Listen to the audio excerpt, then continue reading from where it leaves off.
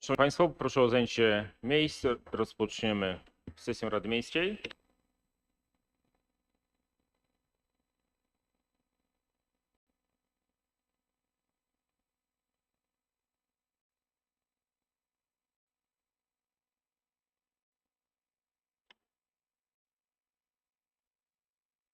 Szanowni Państwo, minęła godzina 15:00, jest godzina 15:19. Z uwagi na problemy techniczne rozpoczynamy dzisiejsze obrady Rady Miejskiej w Zotowie z opóźnieniem.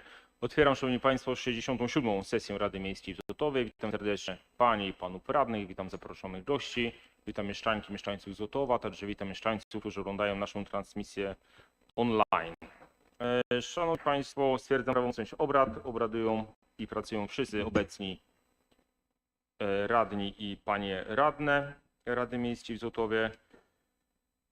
Przejdziemy do punktu związanego z protokołami 65. i 66. sesji Rady Miejskiej w Zotowie. Czy są pytania ze strony państwa radnych do tych protokołów? Nie widzę. Protokoły zostają przyjęte. Na sekretarzy dzisiejszych obrad powołuję panią radną Mariolę Wegner. Pani radna, czy wyraża pani zgodę? Tak, wyrażam. Dziękuję. Szanowni Państwo, został przedstawiony i przedłożony Państwu porządek dzisiejszych obrad. Do porządku obrad czy są pytania? Nie widzę, natomiast wczoraj pan burmistrz złożył wniosek o uzupełnienie dzisiejszego porządku obrad.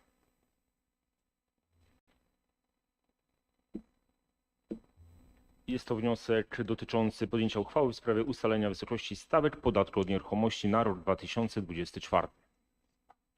Czy są pytania do tego wniosku? Jeśli nie ma, to przejdziemy do przegłosowania. Wniosku burmistrza miasta Złotowa z dnia 26 września 2023 roku w sprawie uzupełnienia porządku obrad 67. sesji Rady Miejskiej w Złotowie o punkt podjęcie uchwały w sprawie ustalenia wysokości stawek podatku od nieruchomości jako punktu 14 porządku obrad 67. sesji Rady Miejskiej w Złotowie określonego zarządzeniem nr 11 przez 2023 przewodniczącego Rady Miejskiej w Złotowie z dnia 19 września 2023 roku. Kto z Państwa jest za wnioskiem? Proszę o podniesienie ręki, naciśnięcie przycisku. Kto jest przeciw? Kto się wstrzymał?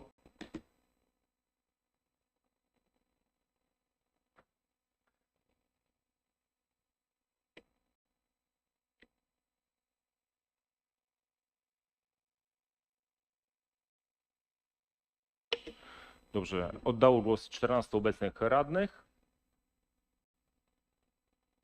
14 głosów za, wniosek przeszedł.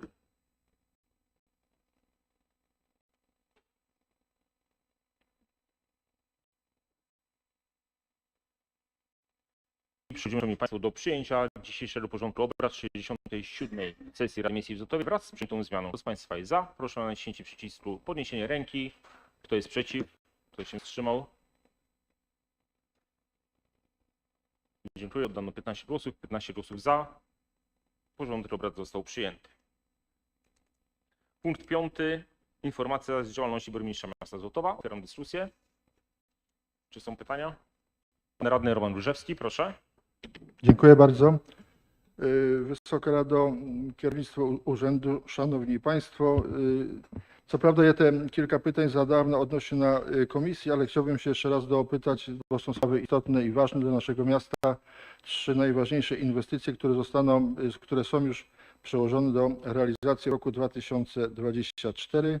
Pierwsze moje pytanie, budowa tężni szrankowej, termin składania ofert do 26 września.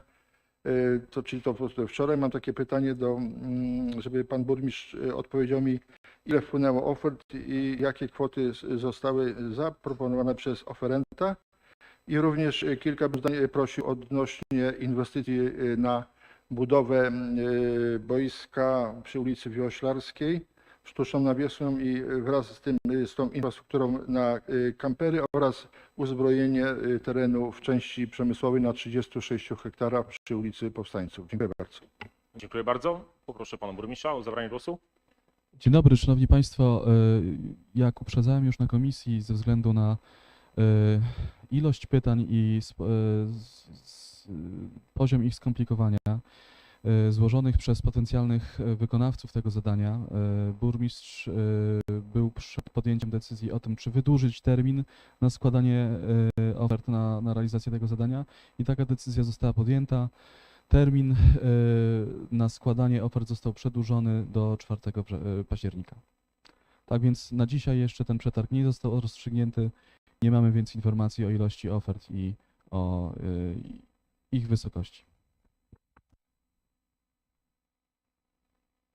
Pan radny Roman Rzeski. Ale ja mam pytanie odnośnie, też tężni było pytanie, 26 termin minął składania ofert, czyli to? Czy... Również w tym przypadku ze względu na pytania ten termin został wydłużony. To ja dopytam odnośnie boiska, przebudowy boiska przy ulicy Wioślarskiej. Jakiego typu są kierowane pytania, skoro termin został wydłużony do 3 czy 4 października? No to, szanowni państwo, pytania związane z tym, z jakich materiałów ma zostać wykonana nawierzchnia boiska. To są pytania dotyczące tego, czy można generalnie obniżyć wymagania, które stawiamy wykonawcom, jeśli chodzi o rodzaj nawierzchni. Dziękuję za tę informację. Szanowni Państwo, do mnie docierają od producentów i od potencjalnych kontrahentów zapytania również odnośnie tego boiska.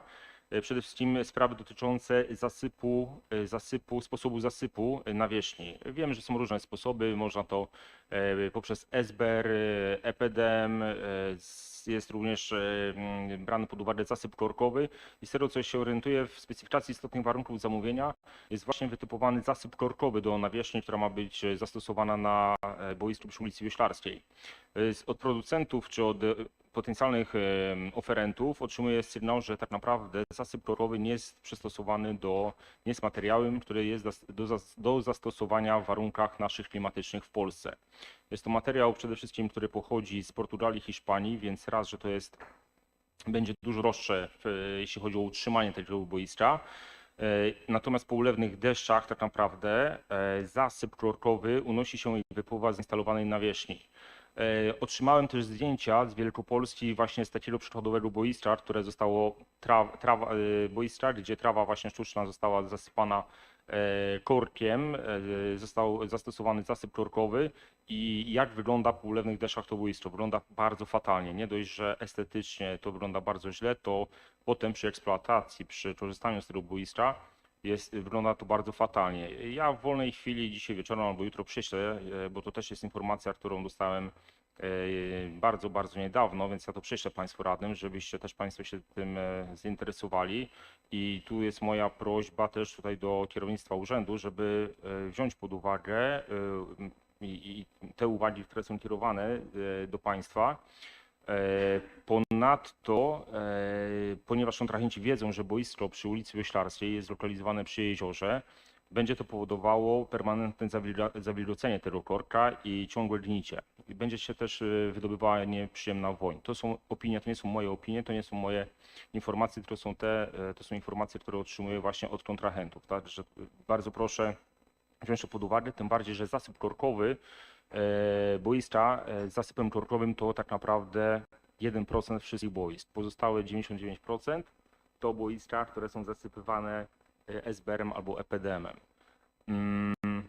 Ponadto tu jest bardzo taki dość istotny czynnik, który wskazują producenci, że nie wiem, czy jak nazwać, ale dane czy zaraz Państwu tutaj powiem dokładnie. Dane techniczne tak naprawdę boiska wskazują według kontrahentów na jednego producenta trawy. Więc tutaj moje jest pytanie, kto odpowiadał za dokumentację przetargową i czy tak naprawdę Państwo będziecie brać pod uwagę te wszystkie uwagi i żeby te wymagania były przede wszystkim zmniejszone, że tak powiem kolokwialnie. Tak? Dziękuję. Burmistrz, proszę. Dziękuję. Szanowni Państwo, oczywiście wszystkie te okoliczności, o których mówił Pan Przewodniczący, bierzemy pod uwagę. Zresztą taka dyskusja na temat tego, w jaki sposób to boisko ma zostać zbudowane, była prowadzona już w urzędzie w momencie opracowywania dokumentacji technicznej. Tutaj na pytanie, kto odpowiada za taki, a nie inny kształt warunków przetargowych, odpowiadam, że jest to wymóg określony w dokumentacji technicznej. Znamy te wątpliwości, o których Pan Przewodniczący mówi, ale z drugiej strony musimy wiedzieć też, że każdy producent chce po prostu sprzedać swoje rozwiązanie i dlatego też pojawiają się tego rodzaju pytania, które mają dopuszczać stosowanie tych rozwiązań zamiennych. Natomiast, tak jak mówię, my to wszystko analizujemy i z pewnością jeśli dokonamy zmian, to dokonamy takich, aby nie było wątpliwości co do przejrzystości tego przetargu. Dziękuję. Ja mam serdeczną prośbę, żeby na przyszłość przy tworzeniu dokumentacji projektowych brać pod uwagę opinię przede wszystkim osoby, kluby, czy no w tym przypadku kluby, ale podmioty, które będą korzystały z danej inwestycji. To już jest, bo to już jest, szanowni Państwo, kolejna sytuacja, kiedy już dopiero na etapie przetargu pojawiają się pytania. Ostatnią inwestycją, podczas której realizacji również były problemy, no to jest boisko sportowe przy szkole podstawowej numer 2. Tam po dokonaniu i po wykonaniu dokumentacji projektowej również okazało się, że jednak trawa, która miała być pierwotnie zastosowana, czy ta sztuczna trawa, nie jest właściwą. I na etapie, nie wiem, czy to było przed przetargiem, czy w trakcie przetargu, czy tuż po wykonaniu dokumentacji projektowej, były zmieniane tutaj właśnie dane techniczne tej trawy, więc to jest jakby kolejny raz powtarza się sytuacja, że odpowiednie podmioty, które potem korzystają z danego zadania, z danej inwestycji, nie są brane pod uwagę przy tworzeniu tej dokumentacji. To trzeba na pewno zmienić. Czy są pytania jeszcze, szanowni Państwo, do tego punktu? Pan radny Stanisław Wełniak, proszę. Co prawda tutaj nie widzę pani sekretarz. Ja to pytanie do pana burmistrza skierowałem w sprawie takiego zapisu tutaj jednego z zarządzeń burmistrza 16 sierpnia 2023. Ponieważ jest to tak zawile napisane i nie wiadomo, to znaczy pan burmistrz tutaj próbował to wytłumaczyć, ale sprawę prowadzi pani sekretarz, w związku z tym moja prośba jest, żeby ewentualnie na następnej sesji czy przy innej okazji wytłumaczyła, o co tu chodzi. Bo zarządzenie dotyczy prowadzenia przeglądu i doskonalenia planu rozwoju instytucjonalnego w zakresie strategicznego zarządzania rozwojem gminy miasto Złotów oraz przyjęcia planu rozwoju instytucjonalnego w obszarze zarządzania strategicznego na lata 24-27. No jest no, to znaczy być może, że coś z tego wynika, no ale tak dla laika, takim jak ja tutaj jestem, to nie wiadomo, czego ta sprawa dotyczy i bym był wdzięczny, gdyby pani sekretarz na następnej sesji albo przy innej okazji, jak powiadam, wytłumaczyła, co to jest w ogóle za twór. Dziękuję bardzo. Dziękuję. Pan radny Krzysztof Żelichowski. Panie Przewodniczący, Szanowni Państwo, ja wczoraj już też o to pytałem i w związku z tym, że dzisiaj mamy też rozmawiać o podwyżce podatków, bo brakuje nam na wszystko podobno pieniążków, to chciałem powiedzieć, że trochę sobie sami robimy taką rzecz, że utworzyliśmy wiele instytucji, które teraz musimy utrzymywać. Chodzi mi między innymi o biuro karier. Pan burmistrz zapewniał nas, że osoby, które pracują w biurze karier, będą zajmowały się prowadzeniem jakby ścieżki dydakcyjnej, czy prowadzeniem dzieci i pomaganiem w wyborze odpowiedniej szkoły czy zawodu. Teraz w przetargach mamy coś takiego, dwa takie, to nie są przetargi, przepraszam, w zamówieniach publicznych. Mamy dwa takie punkty. Na przykład jeden jest konsultacje indywidualne i grupowe z doradcą zawodowym dla uczniów szkół podstawowych klasy 7 i 8 z miasta Złotowa. Koszt 36 500 zł. Drugie jest szkolenie dla nauczycieli i rodziców, pracodawców w zakresie doradztwa, wsparcia, motywacji uczniów przygotowujących się do wyboru ścieżki rozwoju zawodowego. 19 900 zł. Jak widzimy, 55 tysięcy złotych przeznaczamy na szkolenia, które miały być przeprowadzane przez pracowników tej placówki, którą utworzyliśmy,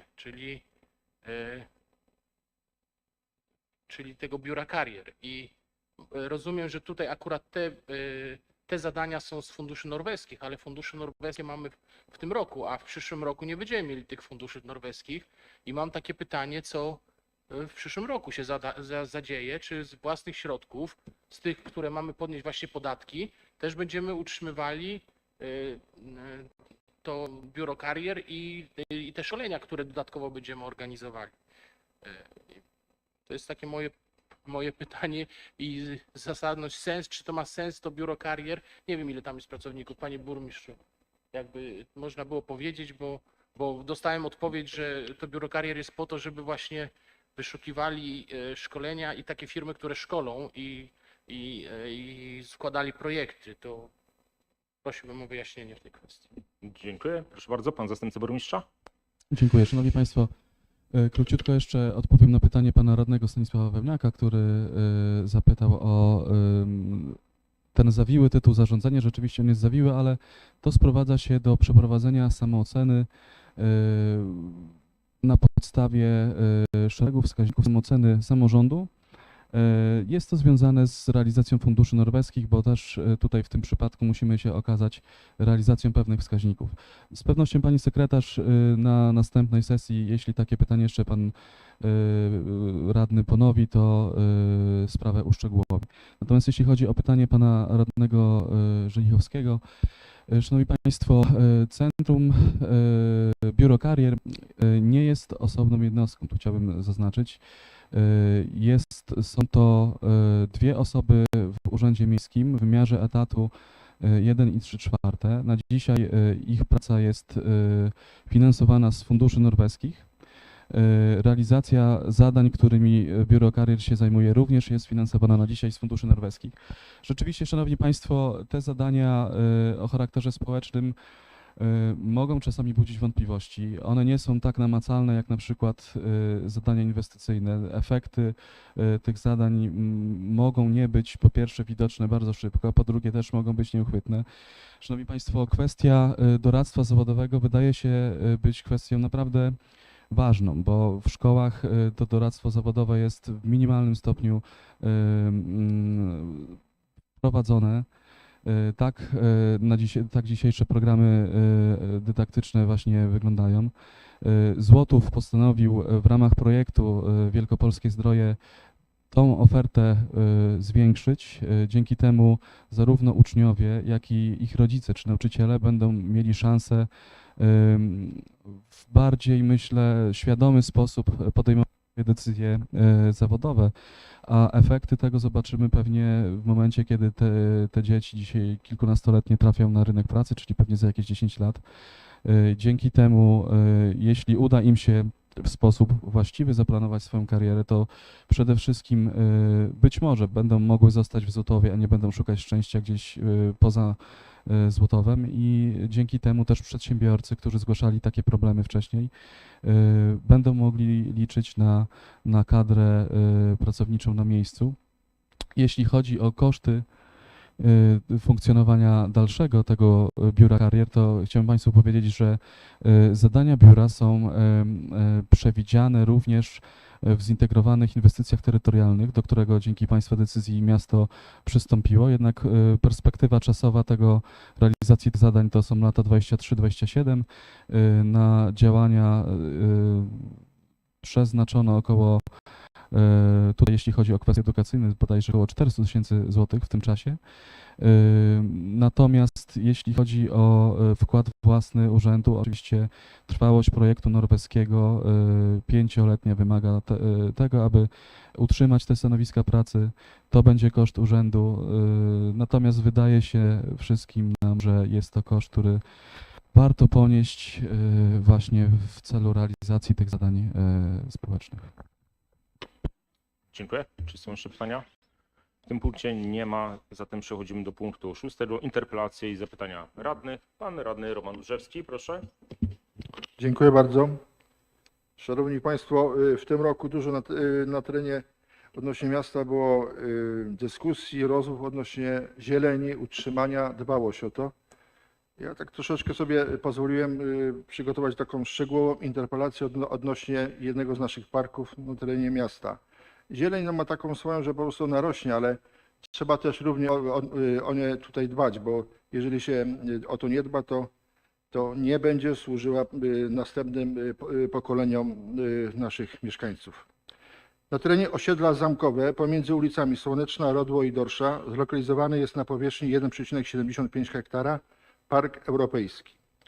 Park ten założony został w ramach organizacji na terenie miasta Złotów Euro Eco Meeting w latach 2000-2004 i kolejnych latach do osadzenia. Na terenie parku rośnie drzewo stan liściasty z niewielką ilością iglastego oraz krzewów żywopłoty.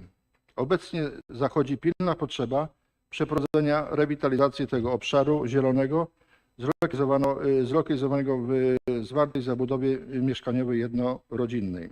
Pierwsze. Prace w ramach pielęgnacji zieleni.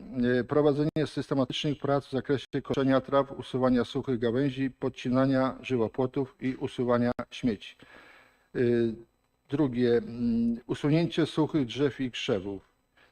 Dosadzenie drzew i w pustych miejscach. Podkrzesywanie gałęzi w drzewostanie i krzewach. Prace wycinkowe w drzewach. Gałęzie stwarzają duże zagrożenie w części parku zlokalizowane są bezpośrednio na powierzchni linii energetycznej, ulicznych lampach oświetleniowych i wchodzą w pas dróg gminnych w części. Drugi temat. Prace w infrastrukturze parkowej. Wykonanie 2-3 ścieżek parkowych w technologii tak jak w Parku Słonecznym. B. Wyrównanie terenu gdzie usytuowane jest boisko do piłki nożnej lub zagospodarowanie tego terenu w inny sposób. C. Usytuowanie kilku ławek i koszy na śmieci, zakotwiczenie. Docelowo wykonanie oświetlenia parkowego w wersji energooszczędnej. Może tutaj dodam odnośnie tego, co mam na piśmie. Myślę, że tutaj istotna jest rzecz bardzo ważna. Są takie punkty, które potrzeba na to środki finansowe, ale jest to 24 lata, co minęły, rozrosło się to i to trzeba do tego podejść globalnie, biorąc pod względem bezpieczeństwo. I proszę jeszcze, że tutaj, jeżeli się o tą zieleń dba, to nie jest praca raz na rok, czy coś się zrobi, tylko to musi być w miarę systematycznie, przynajmniej w tej okresie wegetacji 2-3 razy. Dziękuję bardzo. Dziękuję. Poproszę o interpelację. Pan radny Maciej Zając.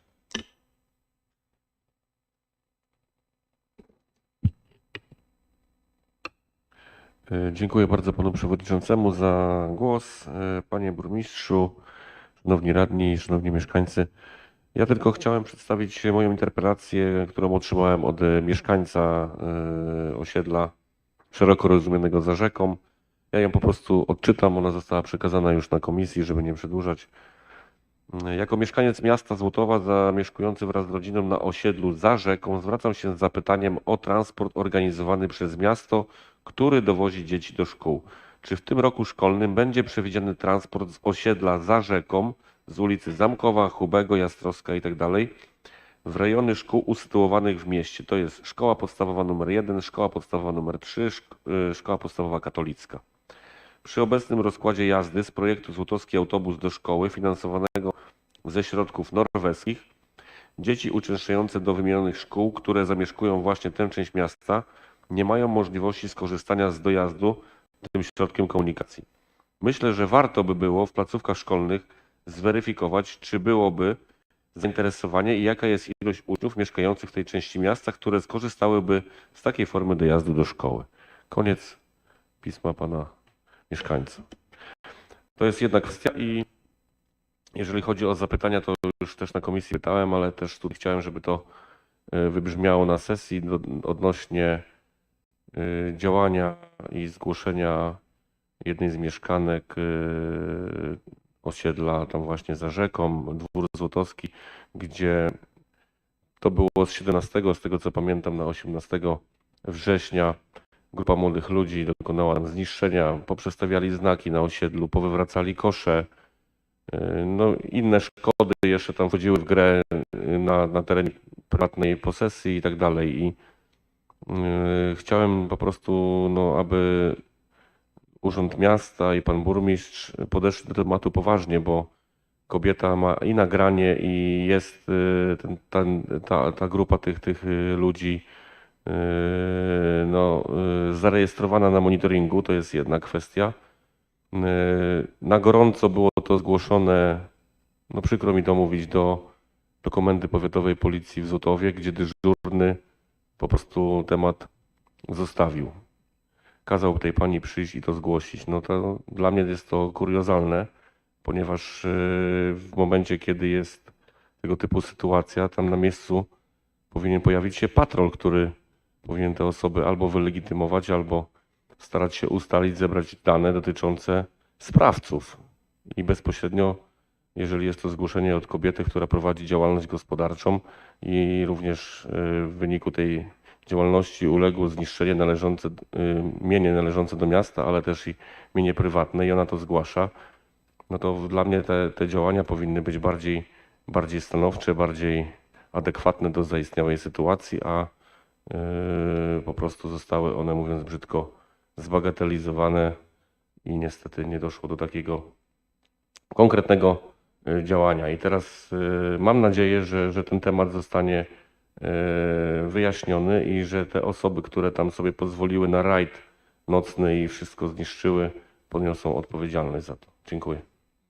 Dziękuję bardzo. Czy są jeszcze inne interpelacje? Nie widzę, dziękuję. Kolejny punkt 7. Sprawy różne i zapytania uczestników sesji. Otwieram dyskusję. Bardzo proszę, pani radna Mariola Werner.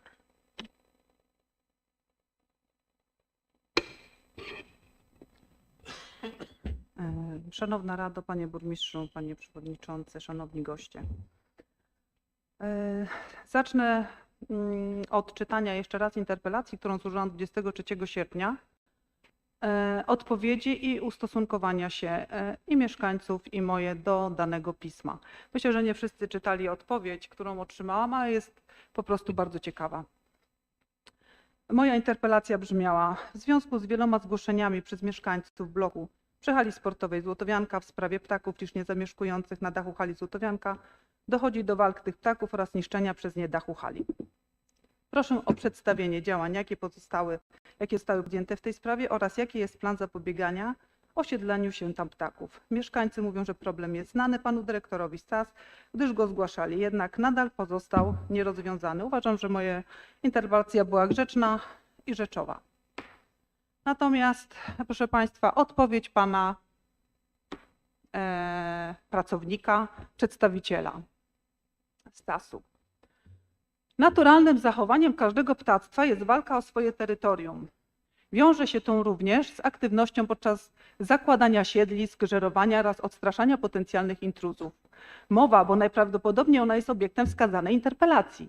Należy do ptaków objętych ochroną gatunkową i zdaniem przedstawiciela wojewódzkiego inspektora ochrony środowiska w Poznaniu nie ma możliwości jej wysiedlania czy też płoszczenia w okresie rozrodu oraz lęgowym, a także w czasie nocnym, kiedy ma miejsce schronienie w swoim rewirze.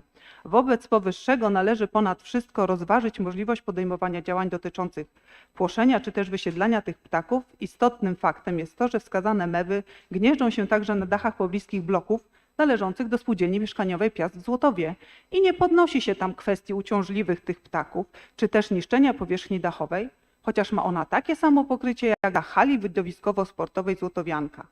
Jeśli jednak radna Wegner posiada wiedzę w zakresie możliwości i techniki usuwania tych ptaków ze swoich siedlisk, to poproszę o dokładne wskazówki w tym względzie, oczywiście na piśmie, by przed podjęciem tych działań można je zweryfikować w wioś. Przepraszam, muszę sobie tutaj przesunąć. Nie, proszę poczekać.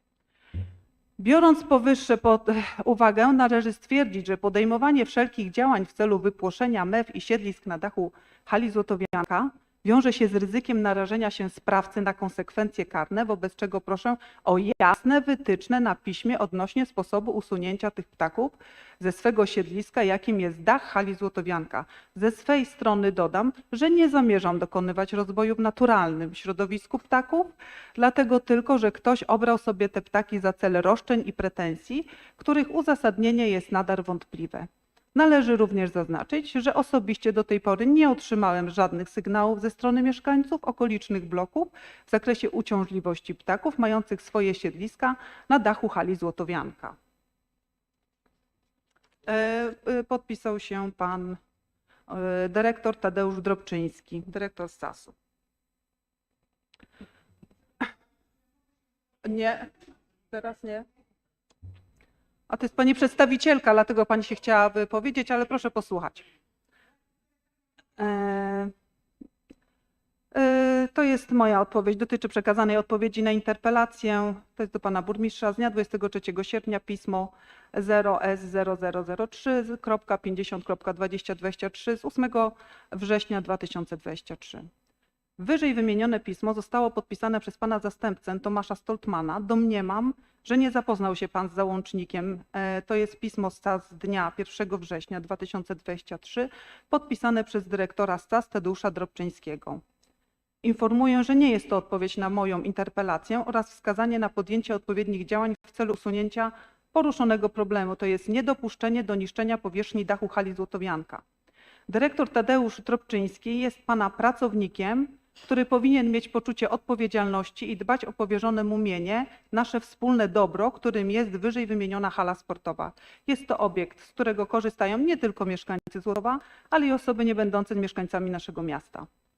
Jako radna Rady Miejskiej w Złotowie zostałam wybrana w demokratycznych wyborach w latach od 2006-2010, 2010-2014, 2014-2018, 2018 do dnia dzisiejszego. I uzyskałam mandat zaufania społecznego do reprezentowania i działania w imieniu i na rzecz mieszkańców miasta Złotowa we wszystkich sprawach, które są dla nich uciążliwe i obniżają ich standard życia w mieście. W niniejszym piśmie została przywołana spółdzielnia mieszkaniowa Piast w Złotowie i dachy pobliskich bloków. Jest to bardzo dobry przykład, jak spółdzielcy oraz cała społeczność spółdzielcza dba o swoje mienie. To własność sfinansowana z własnych pieniędzy, a nie tak jak hala Złotowianka za pieniądze budżetowe podatników. Dobrze jest skorzystać ze sprawdzonych wzorców spółdzielni mieszkaniowej Piast w Złotowie. Należało możliwość wysiedlenia ptaków podjąć odpowiednimi działaniami dużo wcześniej. Teraz jest to ucieczka od merytorycznej dyskusji, która pokazywałaby, jak można rozwiązać ten problem. Na temat pozostałej treści pisma, w cudzysłowie, odpowiedzi na interpelację z dnia 23 sierpnia radnej Wegner, koniec cudzysłowiu, nie będę się odnosiła. Jest to obniżenie standardów pism urzędowych, które otrzymałam od pana podwładnego, to jest urzędnika Tadeusza Drobczyńskiego. Proszę o osobiste zainteresowanie się, jakie obowiązki należą do dyrektora Złotowskiego Centrum Aktywności Społecznej Tadeusza Drobczyńskiego odnośnie dbałości o halę Złotowianka. I jeszcze przeczytam, proszę państwa, pismo mieszkańców z ich podpisami, ale już sobie założę okulary.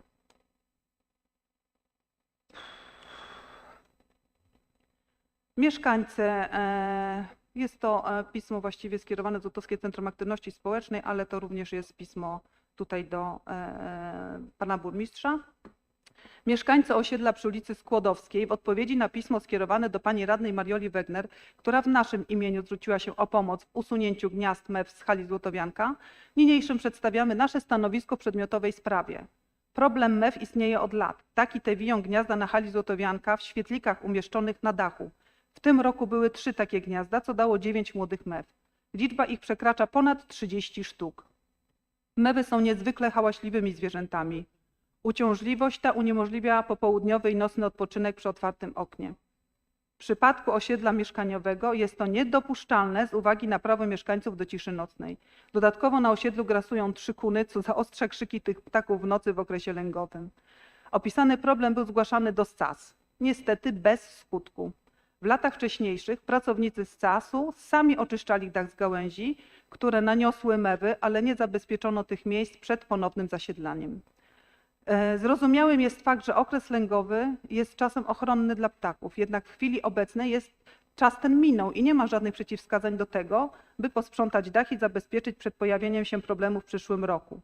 W tym miejscu warto nadmienić, iż poza hałasem ptaki te powodują również zniszczenia dachu i świetlików, zapobiegłoby to kosztom wymiany papy dachowej uszkodzonej przez odchody MEW. Na naszym osiedlu mieszka dużo osób starszych oraz osoby czynne zawodowo, które po całym dniu pracy oczekują ciszy we własnym mieszkaniu. Tymczasem otwarcie okna w ciepłe dni jest niemożliwe z powodu hałasu MEW. Tym bardziej, że ptaki te raczej wpisują się w krajobraz morski, a nie miejski. Więc dach budynku w środku miasta to chyba nie naturalne środowisko tych zwierząt, jak twierdzi pan dyrektor. Jeżeli są wśród włodarzy miasta miłośnicy tych ptaków i nie ma możliwości ich wysiedlenia, to niech zabiorą je na swoje posesje. Z pewnością zmieniłyby zdanie, gdyby sami stali się sąsiadami takiego krzykliwego ptactwa. Ptaki te są ogromnym utrapieniem, a w najgorszym stanowią realne zagrożenie dla zdrowia człowieka i zwierząt domowych. My nie jesteśmy od tego, aby wskazywać dyrektorowi, jak ma rozwiązać problem z mewami. Z racji zajmowanego stanowiska i dbania o mienie miejskie powinien pan być na tyle operatywny, aby poszukać najlepsze z możliwych rozwiązań, aby obiekt miejski nie ulegał zniszczeniu, obciążając jednocześnie kosztami mieszkańców. Żądamy o natychmiastowe podjęcie działań odnośnie techniki usunięcia tych ptaków z hali Złotowianka i zapewnienie nam spokojnego i normalnego odpoczynku. Jak będziemy chcieli posłuchać krzyku mew, to pojedziemy nad morze. Z poważaniem, mieszkańcy Złotowa. I tutaj są podpisy mieszkańców. Wiem, że nie wszyscy zdążyli się podpisać. To wszystko, tak, pani radna? Tak? To wszystko, tak?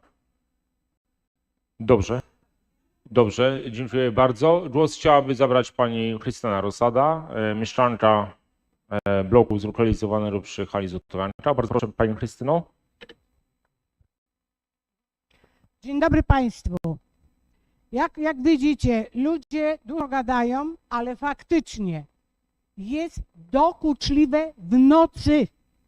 Mamy jednego klienta w bloku 4, mieszka na parterze. Całą noc cierpi w bólach, ledwie uśnie, a te w nocy przelatują, 2, 3 w nocy, te ptaki, drą się niesamowicie.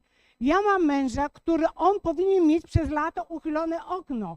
Nie może, bo obudzą.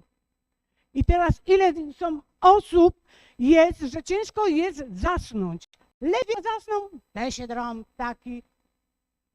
Ale zaproszenie, bo ja już nie wytrzymałam czekać, kiedy będę tu na tym spotkaniu, zebraniu. Dzisiaj się spotkałam z panem dyrektorem ochrony środowiska i dałam mu zaproszenie, adres, numer telefonu z małżonką na nocleg, kiedy mewy wrócą. I zobaczymy, jak będzie w nocy spał spokojnie. Wtedy ocenię, jak zrozumie, bo jak ktoś czegoś nie przechodzi, nie zrozumie. I myślę sobie, co tam. A druga sprawa, mamy duże balkony. Na drugim piętrze nie jest przyjemnie kawę pić z balkonu, bo mewy wiadomo, że łowią różne te ptaki, rozdzierają. Przyjemnie to tak pić kawę i patrzeć na nich. I później karmią te małe, to ludzie, do czego toż to podobne.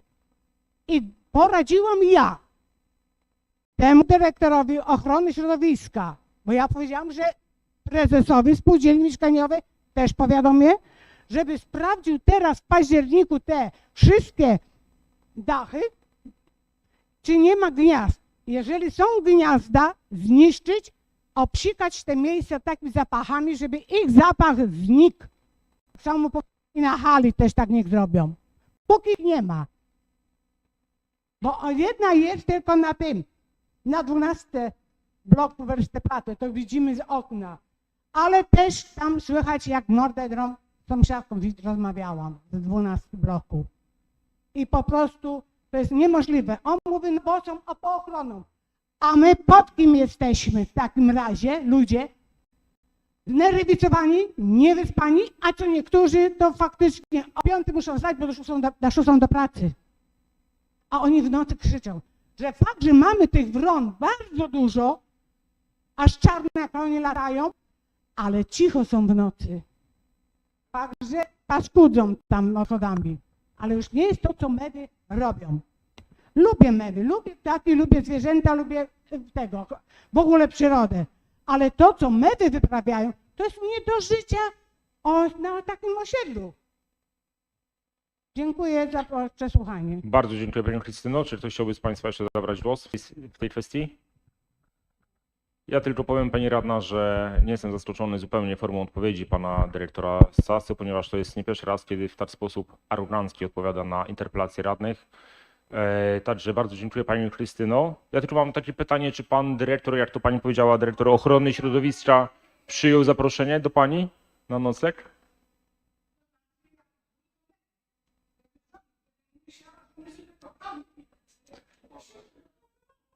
Dobrze.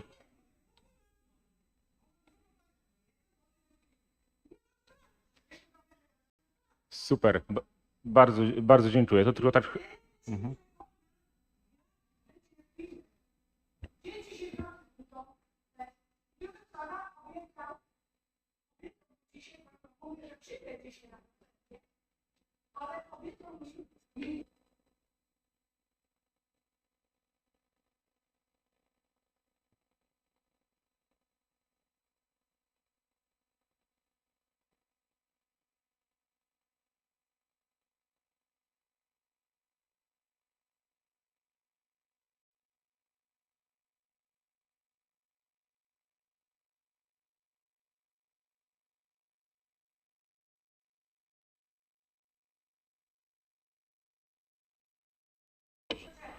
Bardzo dziękuję Panią Krystyno za ten głos. Głos chciałby zabrać w tej sprawie również Pan Radny Maciej Zając. No, dziękuję Panu Przewodniczącemu. Ja uważam, że niewątpliwie jest to jakiś problem, na którym trzeba się pochylić i myślę, że ten problem najprościej jest skonfrontować z samorządem, który jest bliżej morza i pewnie gdzieś ten problem występował i jakieś sposoby wypracowane są, które warto by było przenieść na grunt Złotowa i je wdrożyć, aby mieszkańcom pomóc. I tyle. I tutaj kwestia tylko dobrej woli, aby skontaktować się, myślę, bardziej na północ od naszego powiatu z kimś, kto ten temat już dorabiał i tyle. Dla nas jest to pewnie nowość, bo mieszkamy, pomimo tego, że na północy Wielkopolski, mamy blisko do morza, ale te mewy nie są w swoim naturalnym środowisku, umówmy się, więc tutaj ten temat trzeba by było faktycznie wspomóc. A mówię, najprościej jest zapytać tych, którzy już to robili. Nie wyłamywać, nie wyważać drzwi po prostu. Dziękuję. Dziękuję. Pani Radna Agnieszka Nisiek-Barabasz. A ja mam pytanie jeszcze do pani Krystyny, bo nie wiem, czy ja dobrze zrozumiałam. Pani powiedziała, że rozmawiała pani z dyrektorem ochrony środowiska, czy pani rozmawiała z dyrektorem Stasu, Tadeuszem Drobczyńskim? Czyli pani rozmawiała z panem Drobczyńskim. Z Drobczyńskim, czyli nie dyrektorem. Okej, dobrze. Dziękuję bardzo. Dziękuję. Czy chciałby jeszcze z Państwa zabrać głos w tej kwestii? Pan Radny Stanisław Wełniak, proszę. Ja oczywiście nie w kwestii likwidacji tych ptaków, ale formy, jaka tutaj odbywa się i jak są traktowani radni. Pan Drobczyński przerósł już zupełnie siebie. Mistrza przerósł, tak. Bierze przykłady dość skutecznie i właściwie. Ale to można do tego humorystycznie podchodzić. Ale proszę Państwa, to znaczy czytając tą odpowiedź tutaj dla pani radnej Wegner, to kurczę, to by wyglądało tak, że jakby Bareja żył, to by zrobił z tego doskonały film. Nie może tak być. Ten facet po prostu kompromituje. I panie burmistrzu, oczywiście proszę to odbierać jako życzliwą, dobrą radę. Ja bym tego pisma nie przekazał do pani radnej Wegner, ponieważ to oznacza, że pana podwładny, może nie bezpośrednio oczywiście, tutaj nie o to chodzi, ale po prostu robi też złą, że tak powiem, robotę i burmistrzowi, i panu jako zastępcy. No. Tak to nie może funkcjonować moim zdaniem, ponieważ to oznacza, że on ma wszystkich, mówiąc krótko, gdzieś. On jest tutaj pan, on tutaj wie najlepiej, a już to, że chce od pani Wegnerowej, żeby mu to załatwiła, nie? No to jest, ja tego nie rozumiem. No po prostu uważam, że czas by było z tym panem skończyć. Bo to naprawdę robi złą atmosferę nie tylko tutaj w Radzie, ale również w całym mieście i funkcjonowanie tego SAS-u jest po prostu obarczone tą krytyką, bo ta krytyka okazuje się jest powszechna w mieście na temat funkcjonowania. I to jest właśnie obarczone tym działaniem pana Drobczyńskiego. Moim zdaniem powinniście państwo, tutaj apel do pana zastępcy, żebyście w ramach kierownictwa urzędu i z burmistrzem coś w tym względzie postanowili, bo po prostu to również i was kompromituje. Dziękuję bardzo. Dziękuję bardzo. Czy jeszcze są pytania? Pan burmistrz chciałby zabrać głos, proszę. Dziękuję. Szanowni Państwo, ja dziękuję za te wszystkie głosy. Rozmawiałem też osobiście z panią Krystyną. Problem jest znany w urzędzie, szukamy jego rozwiązania i znajdziemy to rozwiązanie. Natomiast wiemy, że komfort mieszkańców jest na pierwszym miejscu, ale musimy mieć cały czas też na uwadze, że musimy to zrobić zgodnie z prawem. Więc proszę dać nam trochę czasu i ten problem rozwiążemy. Dziękujemy. Czy są inne sprawy? Bardzo proszę. Inne tematy, które chcieliby Państwo radni poruszyć. Pan radny Krzysztof Kulasek. Panie Przewodniczący, Wysoka Rado, Państwo Burmistrzowie i zaproszeni goście. Ja mam taką jedno pytanie, właściwie skierowane do Pana Burmistrza, ale skoro go nie ma, myślę, że Pan radca prawny będzie w stanie mi odpowiedzieć na ten temat. W ostatnim czasie chciałem skorzystać z rowerów pływających przy Jeziorze Miejskim. I w momencie, kiedy chciałem tam wypożyczyć, że tak powiem, ten rower, osoba wynajmująca te rowery poprosiła mnie o PESEL i numer dowodu osobistego. Ja się pytam, jakim prawem? Pani mówi, no bo to jest takie zarządzenie burmistrza, bo i w innym wypadku nie możemy wydać sprzętu. Ja mówię, no ale to są dane wrażliwe. Jakie pani ma zabezpieczenie, żeby moje dane przechowywać i tego, no budkę, którą państwo mieli ten zeszyt z zapisanymi tymi danymi, to mówię, na dobrą sprawę można w całości zabrać razem z tymi danymi i wykorzystać do niecnych celów.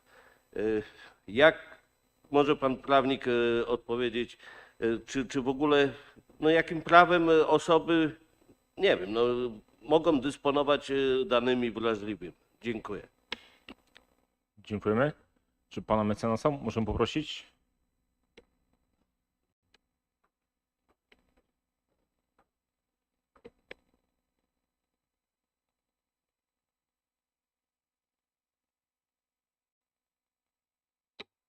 Panie Przewodniczący, Wysoka Rado, drodzy goście.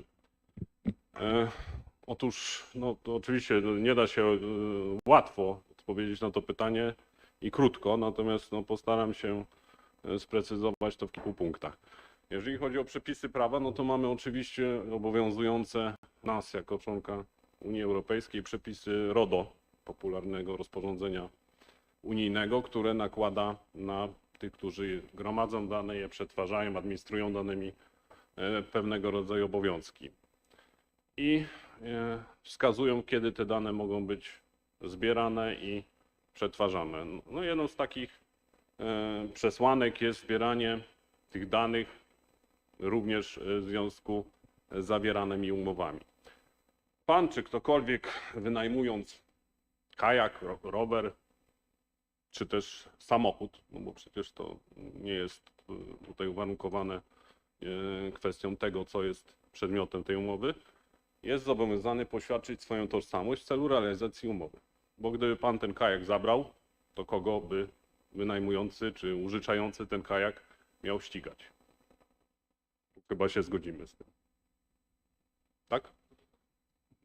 to proszę przedstawić rozwiązania alternatywne.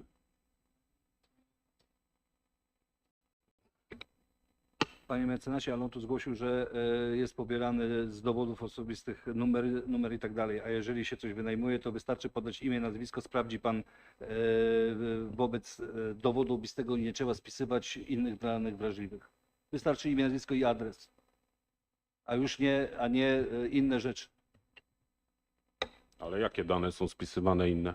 Bo ja nie bardzo rozumiem. No imię, nazwisko i adres.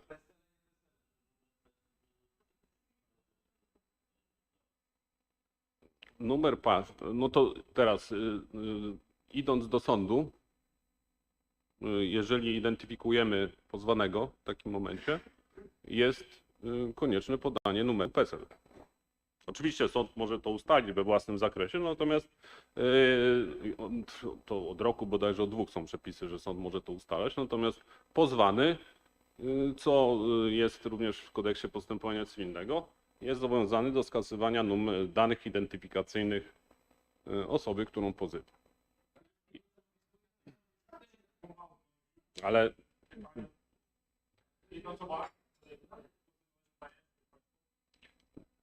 natomiast następna sprawa. No, jeżeli jest umowa pomiędzy STAS-em a tym podmiotem, który prowadzi tą działalność w sprawie przetwarzania danych osobowych, to ta umowa określa właśnie te rzeczy, co do których ten, który tą działalność prowadzi, pobiera te dane odnośnie klientów. I no nie wiem, ja jak wypożyczając samochód gdziekolwiek, jestem zobowiązany do podania numeru dowodu osobistego i tam są spisywane tego rodzaju dane. Nie wiem, czy państwu ktokolwiek by wypożyczył wartościową rzecz, nie podając tych danych. Powiem tak. Ta umowa no, była sprawdzona przez inspektora danych osobowych.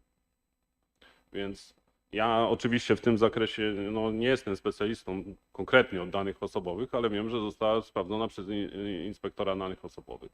Wobec czego no, zakładam, że tego rodzaju pozyskiwanie danych jest zgodne z prawem. Ten, kto się z tym nie zgadza, to może albo oczywiście niech skorzysta z tej usługi, no bo nikt nikogo nie zmusza do wypożyczenia tego typu przedmiotów. Natomiast jeżeli chciałby, a kwestionuje tą praktykę, no to może zawiadomić Urząd Ochrony Danych Osobowych i Urząd Ochrony Danych Osobowych sprawdzi tą procedurę. Szanowni Państwo, poproszę o spokój. To jest kolejna rzecz. Oczywiście te dane osobowe powinny być przetwarzane, nie wiem jak w rzeczywistości, bo no, mówię, tym się nie zajmowałem i nie wiem, natomiast one są gromadzone w tym celu właśnie, żeby umożliwić identyfikację tej osoby. Jeżeli ta osoba zwraca rzecz, którą dostała w użyteczenie, no to te dane powinny być niszczone, bo w tym momencie one są bezprzedmiotowe, ich zbieranie.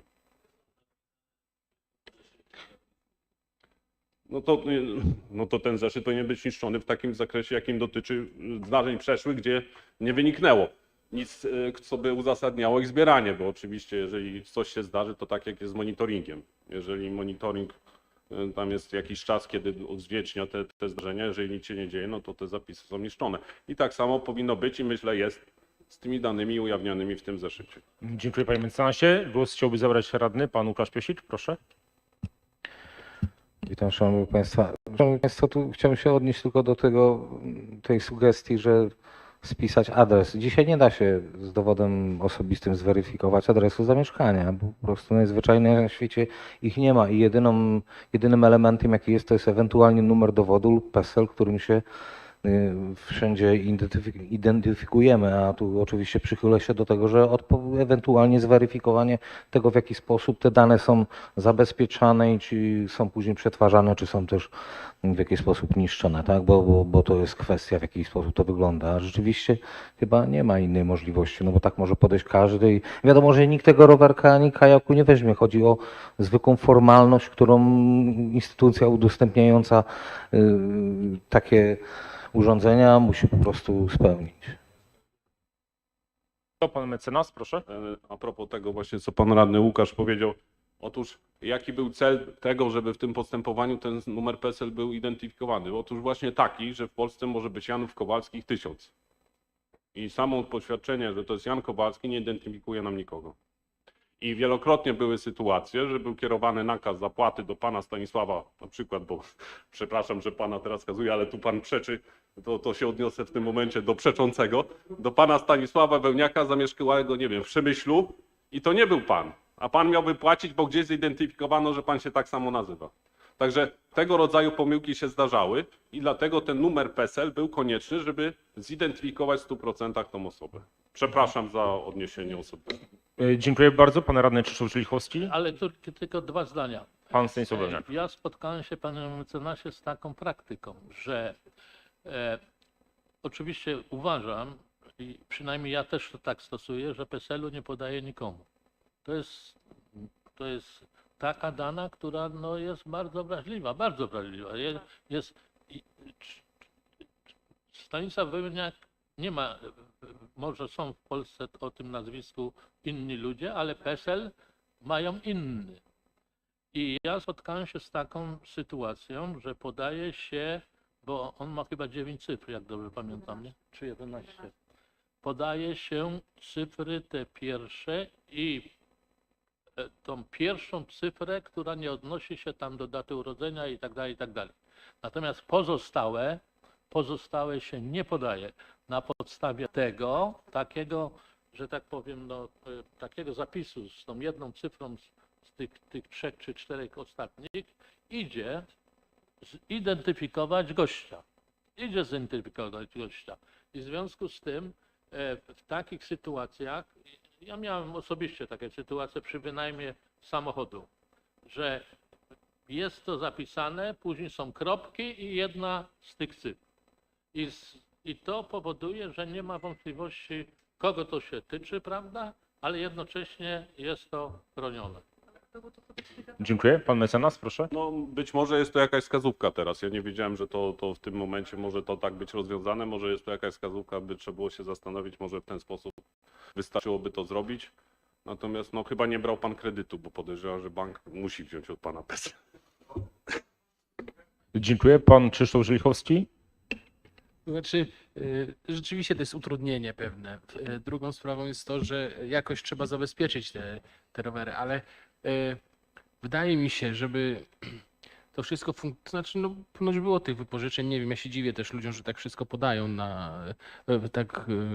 bo nie wiem, czy te osoby, które pobierają, wydaje mi się, że to jest jakieś grzecznościowe i te osoby, które biorą te dane osobowe, nie były przeszkolone w zakresie RODO, nie wiem. Być może były, ale to jest jedna i wydaje mi się, że warto by było to trochę usprawnić i ułatwić, bo no, nikt tego rowera nie wyniesie z tego jeziora, panie mecenasie. No może zniszczyć, no ale to musi, no nie wiem, no wydaje mi się, że to jest takie trochę na wyrost, ale ja rozumiem te inne przykłady, że samochody, tam takie rzeczy, ale tu jest akwen zamknięty i nawet jakby chciał tam przy powstańcu wynieść ten rower, no to ktoś na pewno ich zauważy, że wynoszą. Także nie wiem, czy to nie jest na wyrost trochę te wszystkie zabezpieczenia. Tak, dziękuję. Pan mecenas. Jeszcze raz podkreślę, to przetwarzanie odbywa się na podstawie umowy i w umowie jest napisane, w jaki sposób te dane mają być zbierane, przechowywane i niszczone. Więc ja nie znam treści tej umowy, bo mówię, to było za sprawą inspektora danych osobowych przygotowane i rozwiązywane, ale myślę, że jako specjalista zrobił to tak, jak być powinno. Dziękuję bardzo. Pan radny Maciej Zając. Ja tylko jedno zdanie, już tutaj nie do pana mecenasa, tylko tak technicznie. Na pewno państwo korzystaliście w wakacje ze sprzętu pływającego nad morzem i tam jest bardzo prosto to rozwiązane. Dzwoni się na numer osoby, która wypożycza sprzęt, zapisuje godzinę pobrania sprzętu, ma numer telefonu, każdy numer telefonu jest przypisany do konkretnego w tej chwili abonenta i tyle. I po oddaniu sprzętu telefon, w razie gdyby ktoś nie był, jest podstawą do tego, żeby do osoby albo zadzwonić, bo zapomniała i gdzieś się zagubiła na jeziorze, albo po prostu ustalić, co się stało ze sprzętem i tyle. I tak to funkcjonuje w tych miastach. Dziękuję. Pani radna Maryla Werner. Ja tylko powiem, jeżeli Krzysztof widział, że są inne PESEL-e i inne numery dowodów, w zeszycie, no to znaczy, że każdy może tam spojrzeć, a może zrobić zdjęcie może. Dziękuję. Pan radny Łukasz Piosik. Ja wiem, że to może śmieszne się wydać, ale nie używałem naszych miejskich rowerów. Jak wygląda z pożyczaniem roweru, który można jeździć, tymi miejskimi rowerami? Czy tam trzeba, w jaki sposób to jest? Bo chyba bez telefonu też mogę, czy tam akurat aplikacją dobrze, ale bez aplikacji naszych rowerów nie można używać? Tak, mówię o złotowskich. Tam nikt dowodu nie daje, nie? I chyba po prostu też się wypożycza w jakiś sposób. Dobra, Ja tylko, przepraszam jeszcze panie Proszę. przewodniczący. Oczywiście, no pierwszy raz to funkcjonowało tego lata, oczywiście zebrano doświadczenia, może w przyszłym roku wypracuje się lepszy system. Natomiast wracając do tego, co pani Mariola powiedziała, no to ja mam nadzieję, że pan radny nie oglądał tych danych i nie było tak, że widział dane PESEL, bo to tak oczywiście być nie powinno. Ale no, jak rozumiem, to tylko jest jakieś tu takie wyinterpretowanie przez panią Mariolę, niż... No ale nie tak, żeby pan to widział, podejrzewam.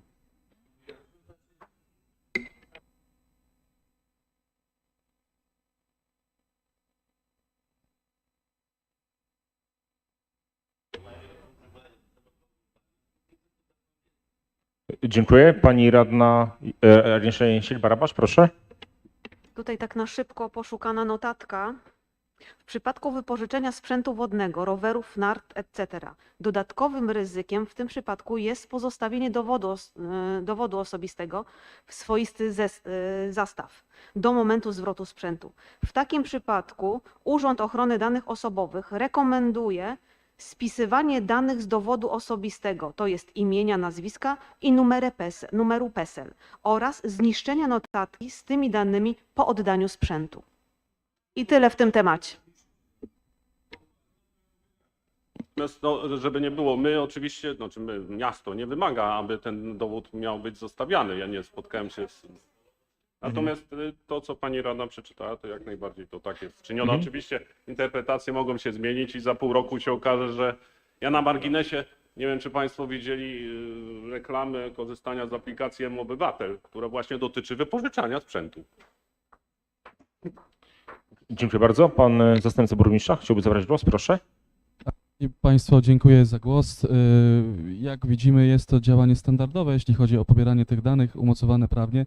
Natomiast jeśli chodzi o dostęp do danych osób postronnych, jest to oczywiście sprawa niedopuszczalna. Natomiast zgodnie z moją wiedzą nie ma tutaj zeszytu, tylko są to karty poszczególnych wypożyczeń i w ten sposób miało to wyglądać. Oczywiście to zweryfikujemy i jeśli są tu jakieś niedoskonałości, to będziemy to po prostu poprawiać. Dziękuję bardzo. Czy są jeszcze inne sprawy, inne tematy w tym punkcie? Sprawy różne? Bardzo proszę, pan radny Krzysztof Koronkiewicz. Panie Przewodniczący, Szanowni Radni, Szanowni Goście, Panie Burmistrzu, Pani Skarbnik. Ja mam kilka tutaj spraw do poruszenia, bardzo ważnych myślę, dla mieszkańców, ale jeszcze wcześniej chciałbym tak króciutko tylko odnieść się do pisma pana Dobczyńskiego, które przeczytała koleżanka radna. Ja powiem, że wieczorem, wczoraj dokładnie wieczorem, jak sobie to czytałem, to wzruszyło mnie, naprawdę bardzo mnie wzruszył pan Drobczyński, jego ta opieka nad ptakami, no, czysty ornitolog. Zabrakło mi tylko, żeby mi to czytała pani Czubówna. To był jakiś taki fajny tekst, fajnie by to było naruszone. Także podziwiam pana ornitologa Drobczyńskiego i mu się kłaniam. A tutaj mam kilka pytań, których prosiłbym po pytaniu od razu o odpowiedź, bo może się rozwinąć dalszy temat. Na pewno może część radnych będzie tymi tematami zainteresowana.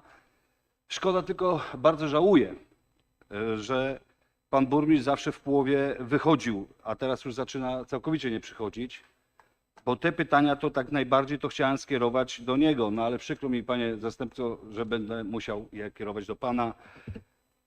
I zacznę od pierwszego pytania, a mianowicie, że zakończyło się rządowe dofinansowanie mieszkań komunalnych w wysokości do 80%. Moje pytanie, czy miasto starało się takie dofinansowanie? Jeśli tak, to czy otrzymaliśmy je i w jakiej wysokości? Jeśli nie, to co było przyczyną, że ponownie nie wyciągnęliśmy ręki po dotację? To jest jedno z pytań i bym prosił od razu o odpowiedź.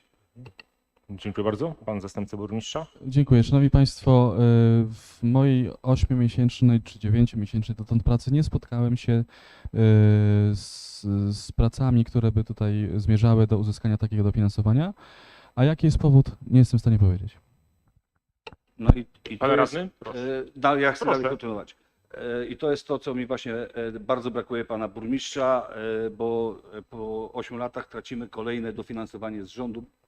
Szanowna Rado, bo nie wystąpiliśmy o dofinansowanie amfiteatru, gdzie Czarnków dostał 12 milionów. Nie dostaliśmy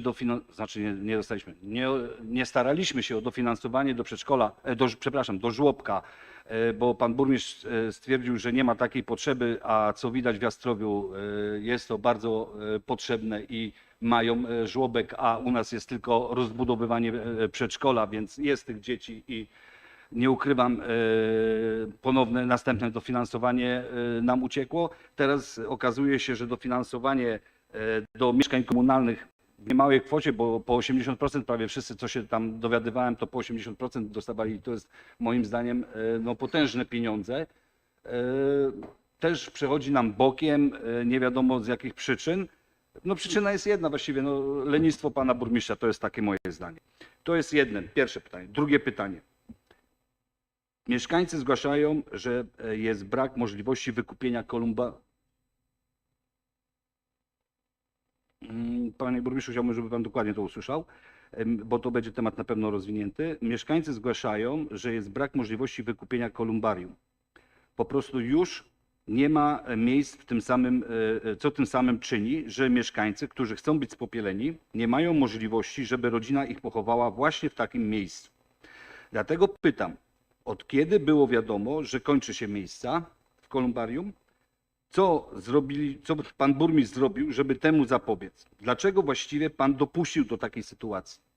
Ten temat na pewno rozwinę jeszcze troszeczkę dalej. I najpierw chciałbym prosić o odpowiedź. Dziękuję. Pan zastępca burmistrza. Dziękuję, Szanowni Państwo. Chciałbym jeszcze a propos mieszkań komunalnych dopowiedzieć, że budynek na ulicy Polnej jest również budowany z udziałem środków zewnętrznych dofinansowania. Nie jestem w stanie teraz powiedzieć Państwu z jakiego programu. Tuż o dopad mi tutaj pani skarbnik podpowiada.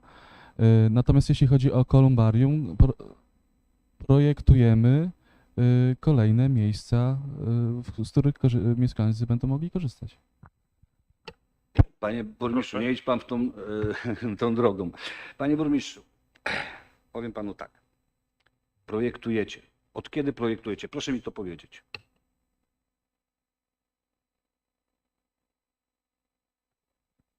Szanowni Państwo, prace rozpoczęły się w tym roku i wykonanie nastąpi w przyszłym. Panie burmistrzu, pytam ponownie. Od kiedy wiecie?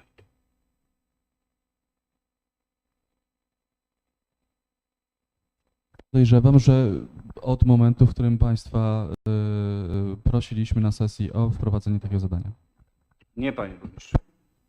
Dlatego tutaj mówię, powtórzę, bardzo mi szkoda pana, a żałuję, że nie ma pana burmistrza, który znów z niewiadomych przyczyn, a mam nadzieję, a wiem, że na pewno się nie dowiemy. Informacja ta, proszę państwa, została udzielona miastu od stycznia, powielana wielokrotnie. Ostatnio była 3 miesiące temu o mówieniu o tym, że nie ma możliwości już sprzedaży kolumbarium. Proszę pana, zaczepiła mnie jedna pani, która zmarł jej mąż. Zmarł mąż, który chciał być właśnie spopielony i być w kolumbarium. Ze względu na to, że nie ma możliwości takiej, nie ma takiej opcji, musiała, no oczywiście go spopieliła, musiała wykupić miejsce na cmentarzu i zgodnie z wolą swojego męża, jak będzie kolumbarium, będzie musiała wykupić te kolumbarium i przeniesie prochy do kolumbarium. Czyli mieszkaniec miasta Złotowa ponownie będzie miała stratę wykorzystaną z pogrzebem. Już nie mówię o bólu, jaki to będzie jej przynosiło. To była akurat starsza pani, więc wiem, że ten ból będzie miała naprawdę bardzo duży podczas przenoszenia i straty finansowe. Myślę, że pan burmistrz powinien ze własnej kieszeni tej pani oddać. To jest jedna rzecz. Druga rzecz. Wiecie od stycznia mieliście informację o tym, że zostało 20 miejsc w kolumbarium. To jest już ilość alarmująca, która powinna wam się zapalić światło i od stycznia powinniście już działać w zakresie tego, żeby jeszcze w tym roku powstało kolumbarium. 3 miesiące temu, to znaczy później następne po styczniu, były jeszcze dalsze informacje, że coraz jest mniej, czyli o pomniejszeniu tej ilości. 3 miesiące temu przyszło do was pismo, które powiedziało, że nie ma już całkowicie miejsc, nie ma opcji sprzedaży. 3 miesiące temu cofnijmy się. Sierpień, lipiec, czerwiec, czyli koniec maja, początek czerwca. Nadal, panie burmistrzu, nic nie robicie. Teren, w którym ma powstać nowe kolumbarium, nawet nie jest wykarczowane, drzewa nie są usuwane. Więc proszę mi nie mówić, że coś już robicie. Nie robicie nic. Siedzicie z 4 literami na krześle. Pan burmistrz niestety uważa, że tylko jego rolą to jest jeżdżenie, przecinanie wstąg, wizytacje w zakładach pracy, autografy, wywiady, asta, ale dla mieszkańca nic, bo mieszkając w Górznie nie interesuje go, czy mieszkaniec Złotowa będzie miał gdzie go pochować. Kogo? Takie są działania właśnie pana burmistrza. Pana burmistrza, który nie jest ze Złotowa i nie interesuje się mieszkańcami. To jest karygodne, panie burmistrzu, żeby w taki sposób dopuścić się spraw bardzo ważnych dla mieszkańców. To jest karygodne. Ten pan powinien wylecieć na kopach. Dosłownie mówię.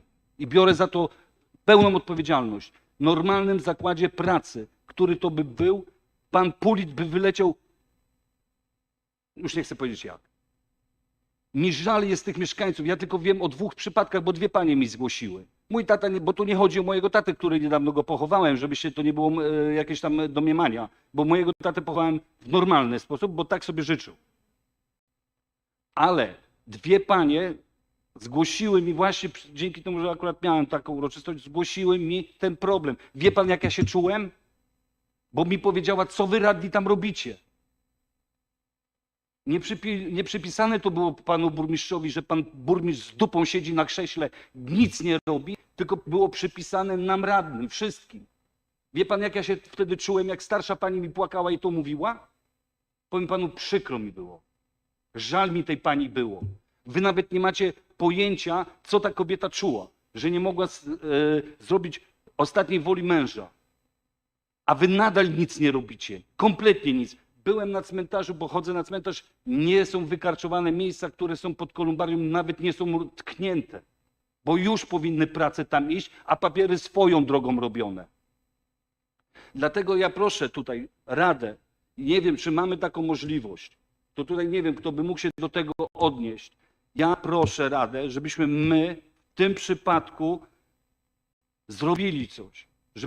Żeby te prace, nie wiem, czy mamy możliwość jakiegoś zmuszenia, nie wiem nawet jak te słowa użyć, żeby te prace już zaczęły się, od jutra.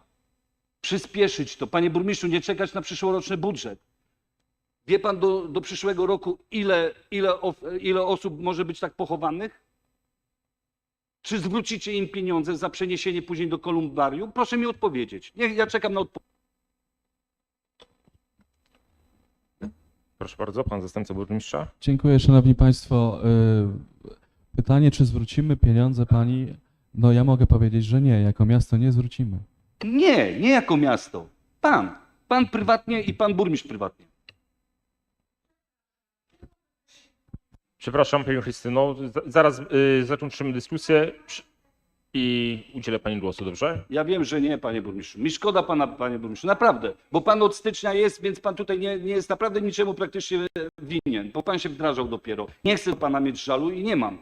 Ale do pana Pulita mam żal bardzo duży, bo postawił mnie w takiej sytuacji, w tak ciężkiej sytuacji, w tym czasie, że jest mi naprawdę cholernie przykro.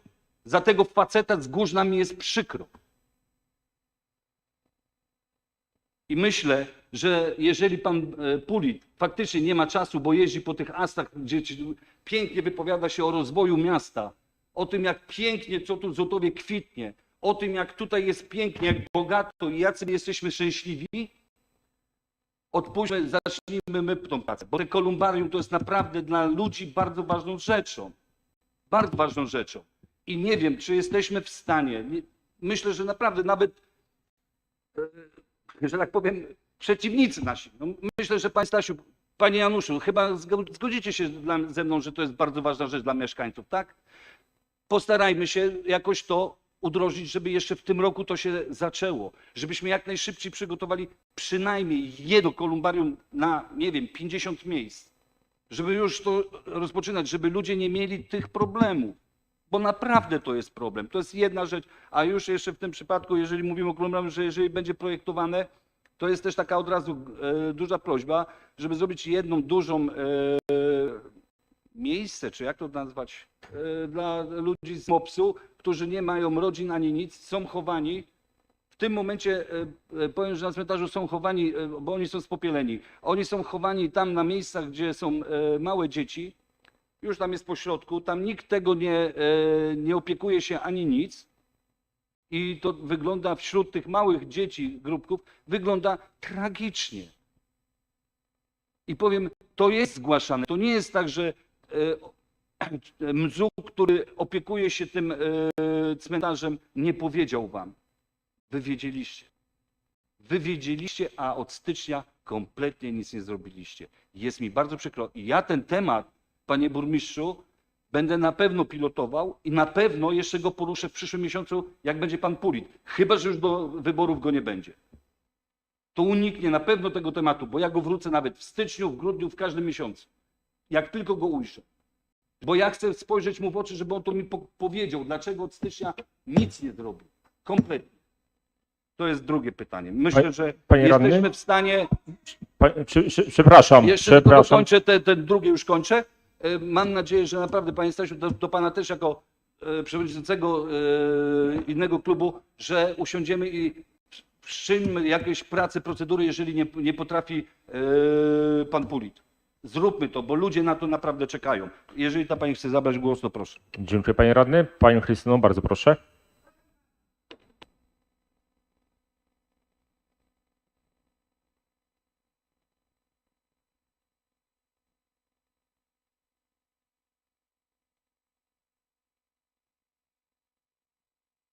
Proszę panią, BZUK jest odpowiedzialny za porządkowanie, utrzymanie miejsc, a wybudowanie kolumbarium, przygotowanie miejsc jest Urzędu Miasta. BZUK zgłaszał do Urzędu Miasta, proszę panią, że jest brak i to jest w naszej gestii wybudowanie kolumbarium, tak jak wybudowaliśmy te, które tam są miejsca.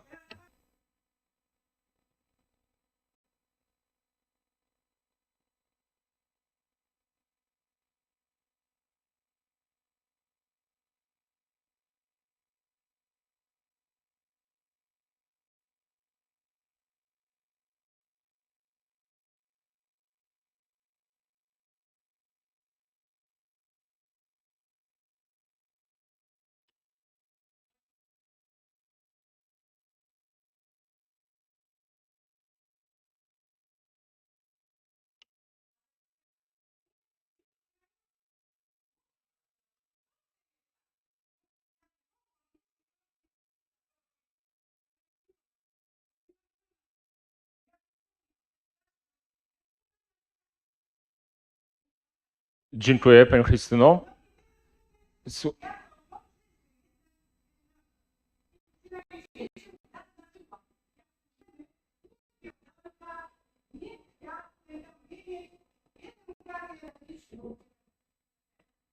Dziękuję za ten głos. W sprawie kolumbarium jeszcze pan radny Stanisław Wełniak. Proszę bardzo. Ja jeszcze mam dalsze. Przepraszam panie przewodniczący, ja będę miał dalsze jeszcze, nie? Sprawy. Proszę państwa, ja tak dla rozładowania sytuacji. Ja mam tam wykupione miejsce, moja żona tam się nie chce położyć, czyli że mogę drugie miejsce wydzierżawić, jeżeli ktoś... A podobno tam jest, w tym miejscu jest na 4 urny, nie? Nawet 7 się. Czyli, że jeżeli by była taka wola, chęć, jestem otwarty. Będzie mi milej niż samemu tam być. Dziękuję bardzo. Pan radny Stanisław Wojtuń, proszę. Panie Przewodniczący, Wysoka Rado, Szanowni Goście. To znaczy ja oczywiście, jeżeli potrzeba jest, to się z tym zgadzam, że trzeba to jak najszybciej wybudować, ale mam jedno pytanie, bo być może tak jak tutaj pani obecna na sali powiedziała, że nagle ludzie wykupili te miejsca. Ja nie wiem, jaki był w poprzednich latach, jaka była ilość wykupowana, bo być może dla usprawiedliwienia tutaj burmistrza może po prostu było statystycznie, nie wiem, 10 miejsc w ciągu roku i po prostu przeliczono, że to może jeszcze rok poczekać i dlatego teraz jest wprowadzone do budżetu to zadanie. Dziękuję. I pan... Dobrze, pan Stanisław?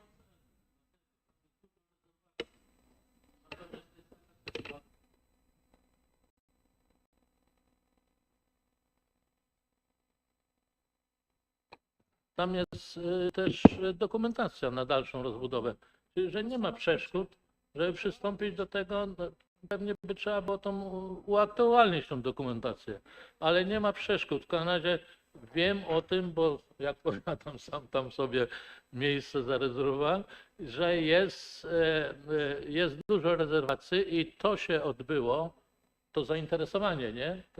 Zwiększone, kiedy obniżono cenę. Ta cena była chyba 5 000, tak? Nie, 5. 200. Ja 200. To teraz, to jest aktualna. Szanowni Państwo, nie możemy wszyscy naraz zabierać głosu. Pan Stanisław, jeszcze proszę. Ja uważam, że rzeczywiście jest sprawa bardzo ważna, bo ludzi coraz więcej chce tak trafić do nieba i w związku z tym my tutaj proponujemy, aby to zapisać do budżetu roku przyszłego, jest taki wniosek i no, po prostu wybudować. Natomiast czy to można zrobić od razu, nie wiem, bo tam pewnie będzie trzeba uaktualnić tą dokumentację, trochę to potrwa, prawda, znowu przetarg i tak dalej, ale jest rzeczywiście problem. Dziękuję. Wracamy do pana radnego Ja Krzysztofa tylko tutaj Horągiewicza. dla pana Stasia powiem. Panie Stasiu, z roku na rok rośnie zainteresowanie kolumbarium. Było to zgłaszane, że z roku na rok coraz więcej jest sprzedawanych i będzie taka potrzeba, dlatego już na początku stycznia burmistrz dostał informację, że, znaczy nie wiem czy bezpośrednio burmistrz, no ale ja tutaj reprezentuję burmistrz dostał informację, że jest już stan alarmowy, bo zostało 20 miejsc. I że z roku na rok jest bardzo duże zainteresowanie i jest już potrzeba. I jeżeli tutaj ja słyszę od pana Stasia, że jest już plan zrobiony, gdzie kolumbarium, dokumentacja, to proszę mi wyjaśnić, panie burmistrzu, jak to się dzieje, że od stycznia potrzebujecie tyle czasu, żeby to uaktualizować. A jeszcze tutaj odpowiem na pana pytanie, panie Stasiu, moim zdaniem, znaczy nasz klub do budżetu to wpisał, żeby było zrobione, ale moim zdaniem nie powinniśmy czekać i procedury jakieś rozwijać, że poczekajmy, przedyskutujmy to, w grudniu zrobimy budżet, w styczniu uchwalimy albo w lutym, albo w marcu i będziemy ciągnąć do jesieni przyszłego roku. Nie, panie burmistrz, panie Stasiu, teraz. Powinniśmy zacząć już. Już teraz powinno być karczowane miejsce.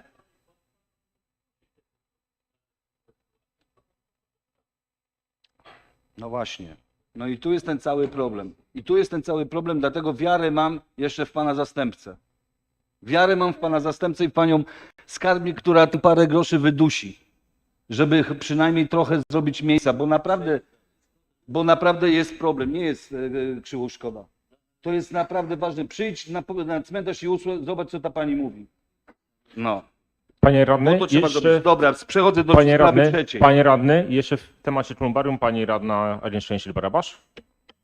Dziękuję bardzo. Ja mam taką, a może propozycję albo inne rozwiązanie, bo niestety nie ma u nas w Polsce takiej możliwości, żeby rozsypać szczątków jeszcze, póki co, ale w niektórych miastach, na przykład w Poznaniu jest tak zwany Las Pamięci i wśród drzew jest przygotowane takie miejsce 180 metrów, w ogóle kwadratowych ma to miejsce i jest taka wspólna mogiła, wspólny nagrobek, w którym można byłoby po prostu chować. Może takie rozwiązanie by też mogło wejść w grę. Dziękuję bardzo. Dziękuję. Przechodzimy do kolejnego tematu. Pan radny No Krzysztof właśnie, w domu też Horągiewicz. nie możemy trzymać, to jest szkoda. A jeszcze tak też wynajmę, panie Stasiu. Wreszcie jakby było więcej chętnych na wydzierżawienie, to mam 2 miejsca wolne. Trzecia sprawa. Trzecia sprawa to chciałbym się dowiedzieć, sprawa targów biznesu. Proszę powiedzieć, ile kosztowało miasto to spotkanie z młodzieżą, która została ściągnięta ze szkół, gdzie okazywali większe zainteresowanie komórkami niż tematem, który tam był rozwijany. Można powiedzieć, że tylko dzięki panu staroście krzesła zostały zapełnione i frekwencja powiększona. Panowie burmistrzowie i cała ta świta, która tam była, dobrze się bawili, ale niestety za publiczne pieniądze, więc proszę powiedzieć, ile to kosztowało miasto. Dziękuję. Oddajemy głos panu zastępcy burmistrza. Dziękuję Państwo. Informacja, o którą Pan pyta, jest wskazana na stronie internetowej, ale przypomnę, to jest 33 000 złotych. Ja nie byłem osobiście tam, ale słyszałem, że zainteresowanie młodzieży było bardzo duże i ta impreza cieszyła się dużym powodzeniem. Dziękuję. Nie wiem, Pan jakie radny. relacje pan Pulit panu przekazał. Niech pan spojrzy, to młodzież więcej w komórkach siedziała i była ucieszona, że lekcji nie ma i tylko tyle, co se posiedzą. Zainteresowanie brak. I to była tylko ta sama młodzież, która była z lekcji ściągnięta. Więc nie wiem, czy to o takie targi faktycznie biznesu chodziło. To jest trzecia rzecz. Czwarta rzecz. Chciałbym się dowiedzieć, czy to prawda, bo to akurat wiem od mieszkańców, gdzie akurat nas tutaj też połączyli z panem burmistrzem, gdzie nie do końca się zgadzałem, więc dlatego chciałbym się dowiedzieć, czy to prawda, że przed targami biznesu odbyła się gala biznesu. Proszę powiedzieć, czy to faktycznie tak było, ile to miasto kosztowało, jak również gdzie to się odbyło, czym się różniło od targów, jak również czy to prawda, że miejsce, które była robiona gala, była prowadzona przez rodzinę pana burmistrza. Dziękuję. Pan zastępca burmistrza. Szanowni Państwo, nic o tym nie wiadomo, żeby to wydarzenie było realizowane przez rodzinę pana burmistrza. Nie mam takiej wiedzy. To wydarzenie kosztowało około 10 000 złotych. Ja przypomnę, że są to wydarzenia wpisane też w projekt norweski i finansowane z tych środków. Wydarzenie różniło się między innymi adresatem tego wydarzenia, bo targi biznesu były skierowane do młodzieży. Tam młodzież mogła się zapoznać z ofertą swoich potencjalnych przyszłych pracodawców. Natomiast gala biznesu była wydarzeniem skierowanym do przedsiębiorców i nakierowanym na ich sieciowanie, czyli integrowanie ze sobą i pokazywanie możliwości współpracy. Dobrze, a gdzie się odbyła? Gdzie się odbyła? Nie w Złotowie, w jakiejś pobliskiej miejscowości. Panie Stasiu, Gdzie- dopowie pan? Ja nie byłem na tej gali, ale widziałem jakby zapowiedź chyba gdzieś wiatrak na Dzierżorzenku, tak? Czy dobrze kojarzę? Czy... No właśnie, ale nie byłem. Natomiast jeżeli jestem przy głosie, to na tej gali w Złotowiance byłem, również był pan Henryk Gola. I faktycznie ludzi, znaczy no nie była pełna sala, to jest prawda, aczkolwiek ja to odebrałem bardzo pozytywnie. To jest finansowane ze środków norweskich. Była to próba przedstawienia przez przedsiębiorców, bo był tam przedstawiciel MedExpert, był Unimetalu, był pan Owsianny, czyli z uczelni tak z Piły i no pan starosta, pan burmistrz i jeszcze nie pamiętam osoba, przedstawiciel chyba tej, no nie potrafię teraz sobie przypomnieć, ale panowie dla mnie to znaczy odpowiadali bardzo ciekawie, prezentowali tutaj potrzeby tych firm. Ja nie uczę już w szkole, wiem jaka jest młodzież, także tutaj nie można oczekiwać od nich zainteresowania przez tam godzinę, więc tutaj, ale myślę, że jakieś tam zainteresowanie było. Wystawiane były też stoiska innych przedsiębiorstw, tak? Między innymi też była policja na przykład. Ja nie byłem tam długo, także nie wiem, co tam jeszcze dalej się działo. Była też Fundacja Złotowianka, jak pamiętam, jak widziałem, więc Uważam, że jak najbardziej próba jest taka potrzebna. Czy to kontynuować, to nie wiem, ale myślę, że jeśli to jest finansowane z funduszy norweskich, to warto było spróbować. Dziękuję. Dziękuję. Pan Łukasz Piosik, Nie, no jak chcę skończyć. ale no. chciał chyba się odnieść pan radny, tak? Pan Łukasz Piosik? Nie, myślałem, że ten temat już zakończony. Ja do następnego punktu sprawy. Dobrze, proszę. Pan Krzysztof Turonkiewicz. To ja tylko powiem, że panie Stasiu, czy to są fundusze norweskie, czy złotowskie, czy nasze inne i czy tak dalej, no chyba marnowanie pieniędzy to jest zbędne, a to, że są wystawcy, to zawsze są na jakichś tam targach wystawcy, ale nie ma publiczności, która by to oglądała, a ta, co przyszła, była ściągnięta z lekcji i w komórkach siedziała, także tu naprawdę strata pieniędzy, ale wrócę do tego czwartego mojego pytania, to tylko chciałbym powiedzieć, że jednak mieszkańcy mieli rację, jeżeli to w wiatraku było robione, to wiadomo to u kogo i gdzie i jaki jest stopień pokrewieństwa. Piąte moje pytanie, to już tutaj rozmawiałem z panem burmistrzem, pan burmistrz miał się zorientować, a mianowicie na Złotu Wielkopolskie Zdroje ukazał się wpis, gdzie na końcu pan burmistrz oczerniał radnych.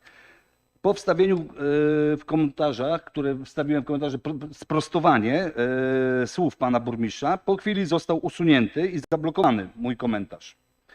To samo zgłasza również mieszkaniec, pan Bodnar teraz ostatnio też zaczął zgłaszać, że zostają usuwane jego wpisy i blokowane. Ja to sam odczułem, ja już to rozmawiałem, więc proszę mi powiedzieć, kto ten wpis usunął i zablokował.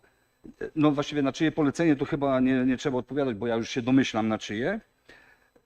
Więc proszę powiedzieć, kto obsługuje, kto usunął, z jakiego powodu i chcę tylko przypomnieć, że Rada Miasta walczyła o to, żebyśmy my mieli własną stronę internetową, gdzie moglibyśmy robić różne wpisy. Pan burmistrz zastrzegał się, że nie, dlatego że mamy już stronę, gdzie możemy też wpisywać i tak dalej. A teraz dochodzi do białoruskich rzeczy, gdzie jest praktycznie blokowani jesteśmy, a pan burmistrz czuje się carem, Łukaszenką. No normalnie, co tu się zaczyna w Złotowie dziać, to ja naprawdę już nie rozumiem. Próbowałem kulturalnie, napisałem sprostowanie do pana burmistrza, zostałem zablokowany. Proszę, pan burmistrz o tym wie, więc prosiłbym o wyjaśnienie, miał pan się dowiedzieć. Oddaję głos panu burmistrzowi, proszę. Dziękuję. Szanowni Państwo, sprawa wygląda następująco. Otóż za treści, które są publikowane pod postami Urzędu Miejskiego odpowiada urząd i te treści są i będą kontrolowane. Jeśli one nie będą spełniać pewnych standardów, które urząd sobie narzuca, dotyczących na przykład kwestii, nie wiem tego, czy dane informacje są prawdziwe, czy nie, czy są weryfikowalne, czy są w jakiś sposób agresywne, czy w czyjeś imię godzą, to takie treści będą blokowane i są. Decyzja tutaj należy do administratora, który zajmuje się prowadzeniem tego profilu. Jeśli są jakieś wątpliwości, jest tutaj autoryzacja pana burmistrza. Nie jest to naruszanie żadnych praw państwa. Jeśli macie państwo zamiar publikować treści, które według urzędu nie spełniają pewnych standardów, no to macie na to cały pozostały internet i można to bez przeszkód robić. Dobrze, to ja się tylko odniosę do tego, panie burmistrzu, jeżeli ma pan rację, że jeżeli są jakieś tam niezgodne z prawem albo jakieś brzydkie, niestandardowe i tak dalej, powinny być blokowane, zgadzam się z panem w 100%, to pytanie następujące, dlaczego nie został zablokowany pan burmistrz? Dlaczego nie został, wiem, się uśmiecha pan, panie burmistrzu, wiem, dlaczego nie został zablokowany pan burmistrz, tylko ja. Ja grzecznie odpowiedziałem na pytanie pana burmistrza, który tam zarzucał nam wiele. Ja sprostowałem grzecznie pisząc, jak faktyczny ma stan, więc proszę mi powiedzieć, dlaczego hejt pana burmistrza nie został zablokowany. Pan burmistrz? Zasady są takie, jak państwu przedstawiłem. Nie wiem, nie mam więcej do dodania na ten temat. Dziękuję. Pani Marola Werner, aby się odnieść, proszę. No ale to jest tak samo, proszę Państwa, jak właśnie standardy pism, które między innymi dzisiaj, które odczytałam, które ja otrzymałam. To też jest standard. Dziękuję. Pan radny Łukasz Piosik? Chciałbym poruszyć inny temat. Bardzo właściwie się cieszę, że tutaj wyprzedził jednak moją wypowiedź pan Koronkiewicz, bo będzie to pytanie również do pana Koronkiewicza. Jakiś czas temu, i właściwie też takiej etyki tutaj mediów, jakiś czas temu zadane zostało pytanie, właściwie wręcz pomówienie odnośnie kradzieży desek z rozebranych pomostów, które rozebranie miało miejsce właśnie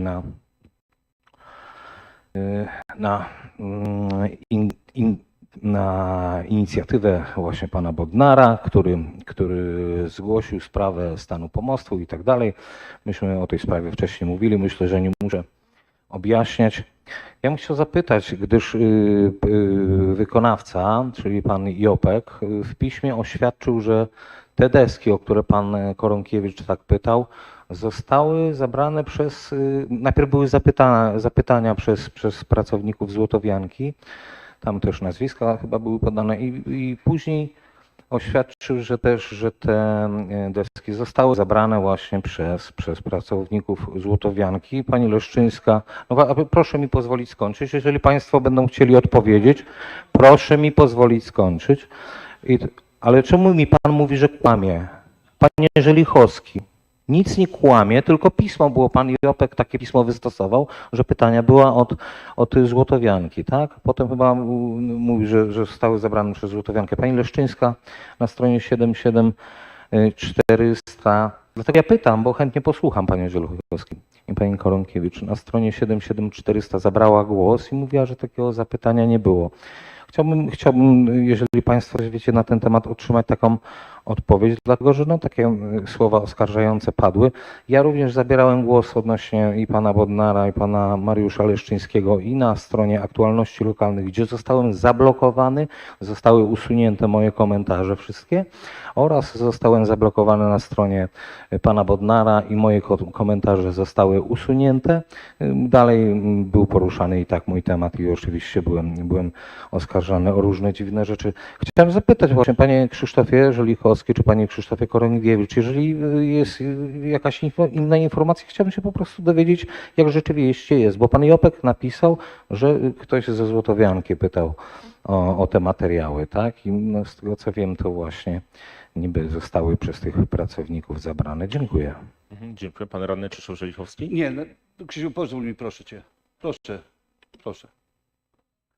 Ja tylko odpowiem tak. Ja tylko odpowiem, panie przewodniczący, tak. To, że został pan zablokowany przez pana Leszczyńskiego, pana Bodnara, czy pana Kowalskiego, czy kogoś, mało mnie to interesuje. To jest dla mnie guzik wart. Tu jest urzędowe.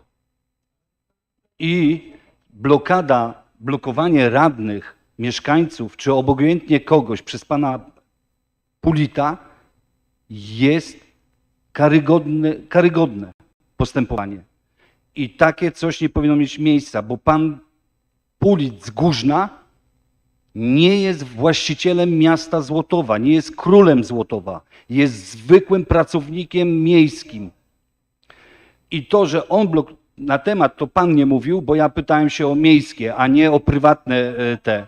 Więc a jeszcze tylko tutaj, zanim koledze Krzyśkowi oddam głos, to panie burmistrzu, ja bym prosił jeszcze, kto jest administratorem tego. Proszę, pan zastępca. Wybrani pracownicy urzędu. Proszę o nazwisko. Szanowni Państwo, ja nie podam teraz nazwiska osób, które zarządzają tym kontem. Nie wiem, do czego jest to panu potrzebne. Jeśli pan chce je poznać, to proszę się w trybie formalnym o to zwrócić i będziemy zastanawiać się, czy możemy... Z pewnością się zwrócę. Proszę panie I pan Krzysztof Żelichowski. Znaczy ja się tylko chciałem odnieść do tej wypowiedzi pana radnego Łukasza Psika, który ewidentnie kłamie. To nie było zapytanie, bo stwierdzi pan, że Złotowianka, Fundacja Złotowianka wystąpiła o to, co jest nieprawdą. No to niech pan się pyta u źródła, a nie porusza pan takiej kwestii na sesji. Na pewno nie wystąpiła o to Fundacja Złotowianka. No to niech pan sprawdzi u źródła, proszę pana. No niech pan sprawdzi u źródła, a nie kłamie tutaj perfidnie w oczy, mówi, że to Fundacja Złotowianka. Jeżeli ma pan dowody, to niech pan przekaże i pokaże te dowody, a jeżeli nie, to niech pan nie mówi o takich rzeczach. Ja nie mam pojęcia. Dziękuję bardzo. Szanowni Państwo, jeśli chciał I się ostatnie, sekundę, bo teraz chciał się odnieść do pana radnego Żelichowskiego, pan radny Łukasz Piosik. Panie Krzysztofie, pismo, które zostało umieszczone przez portal 77400 oraz odpowiedź burmistrza również została na piśmie umieszczona.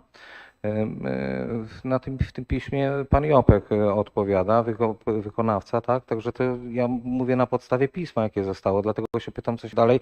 Jeżeli państwo prostujecie, że nie, no to dobrze, no dlatego pytam u źródła. Ja u źródła pytałem na stronie i zostałem zablokowany tam, a ja się nie odnoszę tutaj do pani Koronkiewicz, do tego, co tutaj pan miał w poprzednim punkcie, czyli jakieś tam inne komentarze usuwane, tylko odnoszę się odnośnie tego właśnie tematu, który poruszałem i też poruszałem go na łamach aktualności w komentarzach i zostałem zablokowany.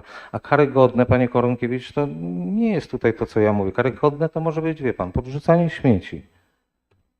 czy pan coś insynuuje? Proszę mi powiedzieć. Pan radny Krzysztof. Czy tylko to jest tylko pański po prostu pusta głowa? Panie radny, Dobra, proszę o nie, bo ogłoszenie nie na słów, temat była sekundkę. mowa, a już sprowadza naprawdę do poziomu bardzo niskiego. Przepraszam, Następne przepraszam, bo jeszcze jest głos od pana radnego Krzysztofa Żelichowskiego, proszę. Panie radny, jeżeli by pan chciał wystąpić do źródła, to wysłał pan pismo do Złotowskich, tak? Do Złotowianki, a nie tutaj, gdzie nie ma przedstawiciela Złotowianki, pan porusza jakąś tę kwestię. To raz. A dwa, niech się pan nie powołuje na portal 77400, bo tam się wiele rzeczy ukazało niezgodnych z prawdą i pan doskonale o tym wie. Dziękuję bardzo. Dziękuję i pan Łukasz Piosik, ostatnia. Źródło, czyli wykonawca, który rozbierał pomosty, na piśmie odpowiedział, że zapytanie padło ze strony Złotowianki. I to pismo zostało umieszczone na portalu, jest tam podpis, nikt nie powiedział, że no w tym momencie pan chyba insynuuje, że zostało sfałszowane, tak? Dziękuję. Pan Krzysztof Koronkiewicz. Tak, na zakończenie tylko powiem, panie Krzysztofie Żelichowski, nie ma co kontynuować tego tematu, dlatego że sam pan wie, że ten portal 77400 jest tak wiarygodny jak ta cała Jola i to wszystko. I jej adwokat. Także odpuśćmy se te. Radny, proszę o kontynuowanie. Tak, przechodzę do następnego. Bardzo krótkie pytanie, bo już zadawałem kilkakrotnie. Chciałbym nadal się dowiedzieć, co jest robione, czy będzie coś robione w końcu z tym jeziorem burmistrzowskim, bo to jest teren zielony, gdzie były pieniądze włożone niemałe, bo prawie 500 000 na jeden z punktów zieleni, a te jezioro coraz bardziej zaczyna śmierdzieć tam, wokół niego jest coraz gorzej, a 500 000 poszło w błoto. To jest jedno pytanie i drugie takie szybkie. A dobra, to czy jest coś, będzie panie burmistrzu robione w tym kierunku, żeby w końcu oczyścić, żeby tam naprawdę, kurczę, no nie, żeby zarazków jakichś nie było. Proszę bardzo. Dziękuję. Szanowni Państwo, stan jezior jest trudny nie tylko w Złotowie, a w Złotowie szczególnie z tego powodu, że mamy sytuację spływu tak naprawdę nawozów z pól. W przypadku jeziora, o którym Pan mówi, burmistrzowskie jest zaplanowane oczyszczanie tego jeziora z użyciem metod biologicznych. Niewykluczone, że wkrótce, Szanowni Państwo, o wprowadzenie takiego zadania się do Państwa zwrócimy. Natomiast też chciałbym przypomnieć, że uporządkowanie gospodarki wodno-ściekowej i oczyszczanie jezior to również zadania, które są wpisane w ZIT-cie. No tylko, że to już trwa 4 miesiące, od 4 miesięcy już o tym mówię i nic się nie dzieje. Dobrze, i ostatnie pytanie, to właściwie może takie bardziej stwierdzenie, bo rozmawialiśmy, to był temat rozwinięty na komisji i to już taka ostatnia moja rzecz, która bulwersuje mieszkańców miasta Złotowa, to jest Dom Polski, panie burmistrzu, to rozmawialiśmy na ten temat na komisji, ale mimo wszystko jeszcze raz go poruszę tutaj na sesji. Chodzi o to, że instytucje, które otrzymały możliwość tam prowadzenia jakiejś tam działalności, no niestety nie spełniają wobec mieszkańców oczekiwań, które oni chcieli, bo zabrakło, jakby nie było, pan burmistrz zabrał mieszkańcom restaurację, zabrał możliwość noclegowania, gdzie chełpi się cały czas, że ma być tutaj turystyka, Bóg wie co tam jeszcze, zdroje i inne rzeczy, a tak naprawdę został tego pozbawiony, ale pan burmistrz też przedstawia się jako bardzo dobrym gospodarzem, więc te bardzo dobre gospodarowanie wygląda na to, że mając w garści parę tysięcy złotych od mieszkańców Jastrowia, którzy prowadzili tą działalność tam gospodarczą swoją, czyli restaurację wraz z noclegownią, czy tam hotelem, czy jak tam motel, hotel, na dzień dzisiejszy, i to jest właśnie kieruję słowa do mieszkańców, bo dużo pytań zadawali, a mam nadzieję, że oglądają, to będą słyszeć i myślę też wypowiedź pana burmistrza, że na dzień dzisiejszy miasto ma 0 złotych. Dlatego, że te lokale, tak jak dobrze pan burmistrz powiedział na komisji, praktycznie nikt nic za nie wynajęcie nie płaci, tylko za same media. Więc pan burmistrz, przedstawiając wielki pomysł, chełpił się tym bardzo mocno, co to on tam nie ma za pomysły, czego on tam nie zrobi, czym nie ściągnie właśnie dzięki temu turystów, okazuje się fiaskiem. Tak. Chwycił się po prostu, żeby przed wyborami nie mieć pustego lokalu, po prostu chwycił się brzytwy, którą i tak utonie razem z tą brzytwą i miejmy nadzieję, że w tym momencie przez pana burmistrza miasto nie ma żadnego dochodu, a wręcz wielką stratę, bo tam, przypomnę, włożyliśmy 50 tysięcy? 200 tysięcy na ten Peposz wtedy, bo tam wiesz, że się rozbijało 50. Włożyliśmy potężne pieniądze na Peposz, bo będzie hotel i tak dalej i te 200 tysięcy jest utopione. Normalnie to się prokuratura kłania. Jeżeli można, to prosiłbym, żeby pan mieszkańcom to przedstawił, na jakiej zasadzie, kto tam przebywa, na jakich zasadach i na jakich warunkach. Bym prosił o jakieś większe szczegóły. Dziękuję. Sekundkę, bo pytanie będzie odpowiedź od pana burmistrza i pan Stanisław Wełniak. Tak, proszę, panie Stanisławie. Ja tylko w uzupełnieniu tego, ponieważ to też na komisji była na ten temat mowa. Jednym z użytkowników części tego Domu Polskiego jest stowarzyszenie, które ja osobiście nie znam, ale które prowadzi podobną działalność do prywatnej działalności pod nazwą Archipelag Rozwoju. Jest to, ja z tego powodu tylko mogę powiedzieć, że ten Archipelag Rozwoju jest rzeczywiście działalnością stricte gospodarczą, ale ma rzeczywiste duże osiągnięcia i rodzice są bardzo zadowoleni i są, że tak powiem, zainteresowani rozwojem. Wiem o tym, że ten Archipelag Rozwoju miał swoją siedzibę w spółdzielni mieszkaniowej. Obecnie przeniósł się, ponieważ liczy koszty, prawda? I teraz jeżeli to stowarzyszenie, które zajmuje obecnie pomieszczenia w Domu Polskim, ma działalność, ma, że tak powiem, za darmo te pomieszczenia, no to ja mam wątpliwości, ponieważ jest tutaj nierówność stron. Ci starają się, prawda, działalność jest podobna, czy tożsama nawet, a koszty są różne, prawda? Bo tak, moim zdaniem tak nie powinno być. Jeżeli wkraczamy na tą ścieżkę, że tak powiem, działalności gospodarczej, to każdy przedsiębiorca powinien być równo traktowany. W tym przypadku tego nie ma. I bez względu na to, panie burmistrzu, czy to jest działalność związana z powołanym stowarzyszeniem, ale jeżeli to stowarzyszenie prowadzi działalność komercyjną, to ono powinno być traktowane tak jak każdy podmiot na rynku tym przedsiębiorczym, prawda? I w związku z tym ja apeluję do burmistrza, aby po prostu to jeszcze raz przemyślał i po prostu doprowadził do sytuacji, żeby te dwa podmioty, być może są jeszcze inne w Złotowie, czego ja nie wiem, ale te dwa podmioty miały równe szanse. Dziękuję. Dziękuję. Głos oddaję panu zastępcy burmistrza. Dziękuję. Szanowni Państwo, przede wszystkim budynek ponownie może służyć mieszkańcom i jest wykorzystywany. Pan radny mówił, że miasto nie ma z tego tytułu żadnych dochodów, ale też nie ma kosztów, bo koszty utrzymania budynku, media, remonty ponoszą podmioty, które obecnie lokale w tym budynku wykorzystują.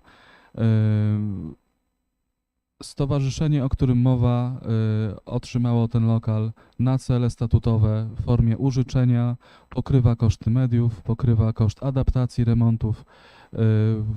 W budynku Domu Polskiego została również umieszczona siedziba Miejskiej Komisji Rozwiązywania Problemów Alkoholowych oraz punkt interwencji kryzysowej, który wcześniej funkcjonował bodajże przy bibliotece. Tak więc, Szanowni Państwo, znów ten budynek ma swoją funkcję. Jeśli chodzi o to, co było kiedyś, wiemy, Szanowni Państwo, że ostatni dzierżawca tego budynku nie wykonywał swoich zobowiązań i z tego tytułu umowa z nim została rozwiązana. Jeśli będzie w przyszłości jakaś inna szansa zagospodarowania tego budynku, a nie będzie już tam innego zainteresowania ze strony obecnych użytkowników, no to zawsze jest droga do tego, żeby wrócić do funkcji gastronomiczno-hotelarskiej. Dziękuję bardzo. I pan radny Krzysztof Poronkiewicz, proszę. Jest szansa na powrót i tym samym znów wyrzucenie tych trzech organizacji i będą tak przeskakiwać w jedno miejsce, w drugie miejsce. Straty jednak mimo wszystko uważam, że miasto ma, bo nie zarabia, a tam pan burmistrz ani z jednymi nie potrafił, z tymi państwem z Jastrowia nie potrafił się porozumieć, ani z tą drugą, co wygrali przetarg, też się nie potrafił dogadać. Widać, że pan burmistrz z nikim się nie potrafi dogadać. Ja chciałem tylko bardzo podziękować za tak długi czas. Ja zwracam się jeszcze tutaj, na pewno będę się zwrócę do pana Stanisława Wojtunia, że będę chciał się odezwać, żebyśmy zawiązali jakąś wspólną nić w sprawie naprawdę tego kolumbarium. Myślę, żebyśmy to mogli wspólnie i z trzecim klubem i z indywidualnymi radnymi, żebyśmy my zawiązali wspólną nić porozumienia i podjęli jakieś tutaj kroki. A tutaj pana burmistrza chciałbym, żeby przekazał pan, że burmistrzowanie to nie jest zabawa w wizytację, przecinanie wstęg, wizytacje w zakładach pracy i szkołach i wywiady. Burmistrzowanie to jest dbanie o mieszkańców i miasto, co jest obce panu z Górzna. Dziękuję. Dziękuję bardzo. Czy są jeszcze inne zapytania, sprawy różne? Nie ma. Szanowni Państwo, zarządzam 10-minutową przerwę.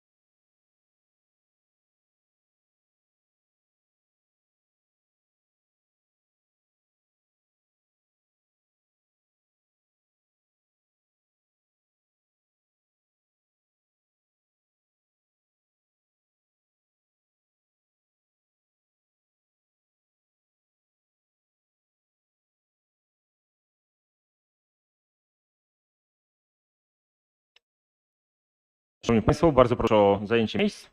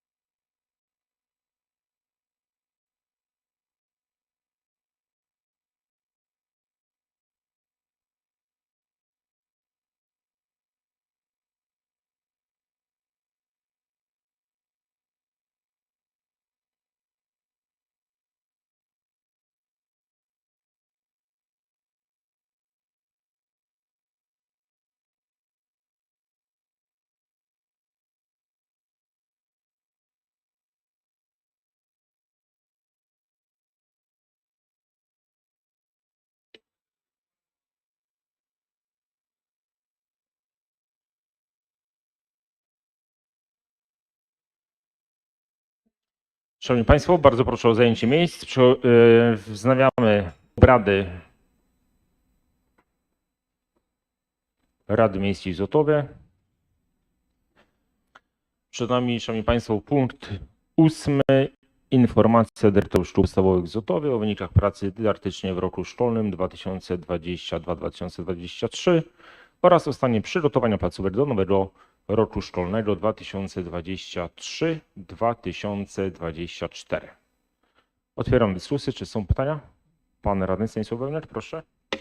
Ja nie mam pytań, ale mam tą propozycję, którą przedstawiałem na komisji. Mianowicie chodzi o te stypendia, które co roku są fundowane przez burmistrza dla wyróżniających się uczniów. Z tego, co z tej informacji, która została nam dostarczona, wynika, że jest tu dość duża rozbieżność, bo na przykład w szkole numer 1 jest to 30%, a w tych pozostałych szkołach jest tam po kilka procent.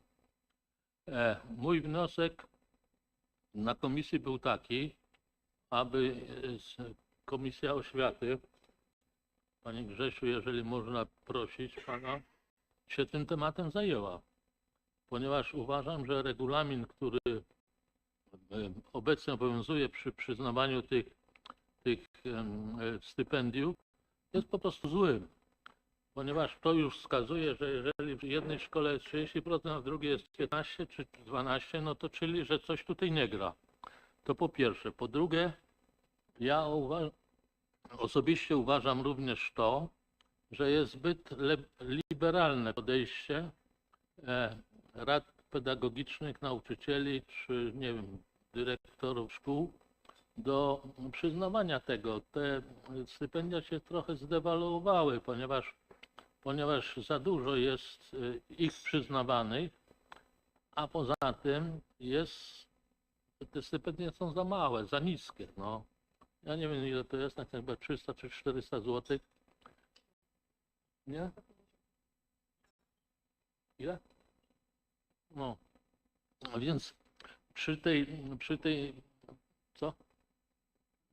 To znaczy, muszę powiedzieć, że ja akurat no, mam trochę tutaj wiedzy na ten temat, bo wnuk chodzi tutaj do szkoły i wiem, jak to jest. Tam te dzieciaki, które otrzymują te stypendia, mówią, że no to mi ojciec daje raz na miesiąc na są też tacy. Nie. Nie. Ja trzymam to wszystko w garści. Ale mówiąc poważnie, uważam, że powinniśmy się nad tym zastanowić, tak jak powiadam. A ostatni temat z tym związany, mianowicie tyle co pamiętam, my mamy tu komisję specjalną, która to zatwierdza czy przyznaje, nie wiem jaka jest formuła, ale najprawdopodobniej to jest tak, że dyrektor przygotowuje całe ten, no i ta komisja tam zatwierdza niejako, tak. No, więc o to chodzi. W związku z tym rola tej komisji jest żadna, jest po prostu takie dodatkowe, tylko biurokratyczne podejście. I ja sugerowałem na komisji i tutaj można by było to rozpatrzyć, żeby tryb przyznawania tych stypendiów po prostu trochę uspołecznić. To znaczy po pierwsze, żeby zmniejszyć i podwyższyć te indywidualne kwotą i po drugie, żeby tryb przyznawania był bardziej taki, że tak powiem, przejrzysty i uspołeczniony. Jeżeli jest, to powinno to, ja to poddaję tylko taki zupełnie luźny sposób. Jeżeli jest tam kwota przyznana dla poszczególnych szkół, no to dyrektor tam z radą pedagogiczną powinien to podzielić na poszczególne roczniki czy klasy, żeby to było proporcjonalnie, że tak powiem, w miarę równo i wtedy te kryteria, które by były w tym regulaminie, by były zastosowane. Natomiast powinno być to tyle, to znaczy o tyle mniej, że proponuję, ale to jest oczywiście do rozważenia i do przemyślenia, żeby włączyć do przyznawania tego również uczniów. To znaczy, jeżeli załóżmy do klasy, klasa będzie miała tam 5 stypendiów, no to należy podać tam załóżmy 7 tych uczniów i z tych 7 uczniów oczywiście to muszą być równe, że tak powiem, gradacje, równe tam te kryteria. Z tych 7 uczniów niechby te dzieciaki wybrały tych 5, prawda? Co to spowoduje w moim przekonaniu, nie wiem, może się mylę, ale spowoduje przede wszystkim, że będą one odbierane, te stypendia rzeczywiście jako przyznawane bardzo obiektywnie, a po drugie, co również ma miejsce niestety, że są różnego rodzaju po przyznaniu tych stypendiów i po ich wręczeniu różnego rodzaju dyskusje. A temu się nie należało, a ten nie dostał, a tamten mógł dostać, bo jest dobry i tak dalej, i tak dalej. I do tej dyskusji niedobrej również włączają się niestety rodzice.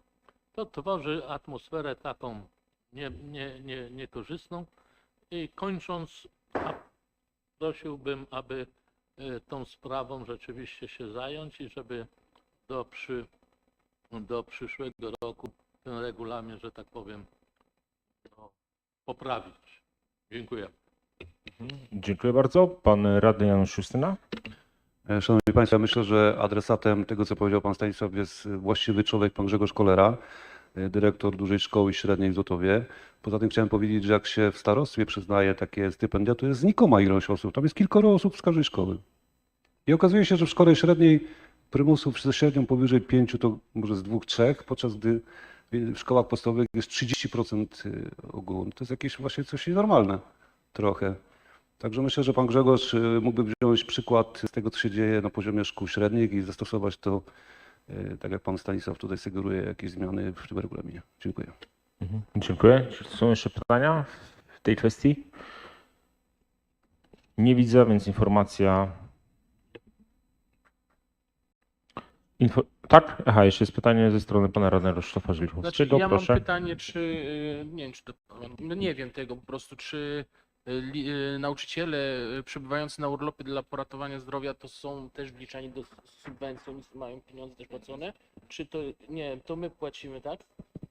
Znaczy uważam, że dosyć duża ilość, tu mamy na wszystkie szkoły 10 osób, a w dwójce jest 5 osób takich i to jest prawie 10% zatrudnienia, tak, pan dyrektor? Tak. No bardzo bym prosił, bo mnie to dosyć ciekawi, bo kurczę, ja nie wiem, czy to jest obligatoryjne, czy to pani jako pani dyrektor akceptuje?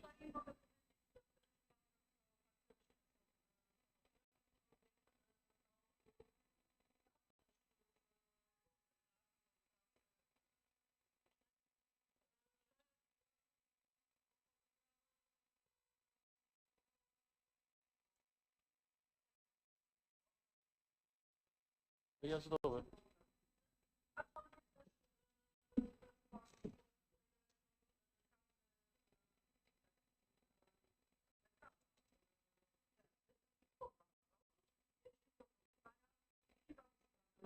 Znaczy, tak może być takich skrajności, ale no, nie wiem, 10% wydaje mi się, że to jest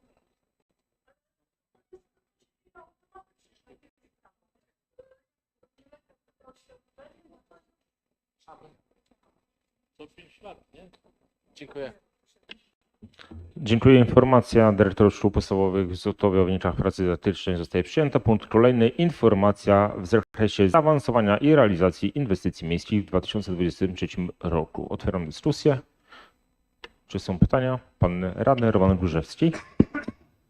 Dziękuję bardzo. Co prawda ja pytań nie mam, tylko to myślę, że do opinii publicznej musi to w sumie dotrzeć mocno i w sumie wyraźnie. To, co realizuje Wydział Inwestycji Urzędu Miasta na 2023 jest inwestycji w sumie 40. Do wykonania w roku 2023 zostało 6 i przełożonych w ramach jest wpisane do WPF-u są 3 zadania. Prośba do kierownictwa Urzędu Miasta, żeby poczynić wszystkie możliwe są działania, żeby w całości wykonać zaplanowane te 23 i te takie 3 takie duże, które tutaj o tym już była wcześniej dyskusja, żeby wykonać najpóźniej kwiecień, maj w roku 2024. Jak jestem przy głosie, jeszcze prośba też, ponowię moją prośbę do kierownictwa Urzędu Miasta. Zadania są wykonywane w ramach, jest nadzór w ramach Wydziału Inwestycji Urzędu Miasta, ale też co roku kilka takich jest zadań w wydatkach majątkowych, które są bezpośrednio wykonywane przez jednostki budżetowe i prośba, żeby w materiałach, które są przekazywane nam sukcesywnie co kwartał, również było zaawansowanie tych prac przez te jednostki budżetowe, bo to są nasze wspólne zadania, które są w planie na dany rok kalendarzowy. Dziękuję bardzo. Dziękuję bardzo. Czy są jeszcze pytania do tej informacji? Nie widzę. Informacja zostaje przyjęta. Punkt kolejny, punkt 10. Informacja burmistrza miasta Złotowa o przebiegu wykonania budżetu gminy miasta Złotów za pierwsze półrocze 2023 roku. Otwieram dyskusję. Wiem, że pani Starmil ma przygotowaną prezentację. Tak? Serdecznie zapraszam.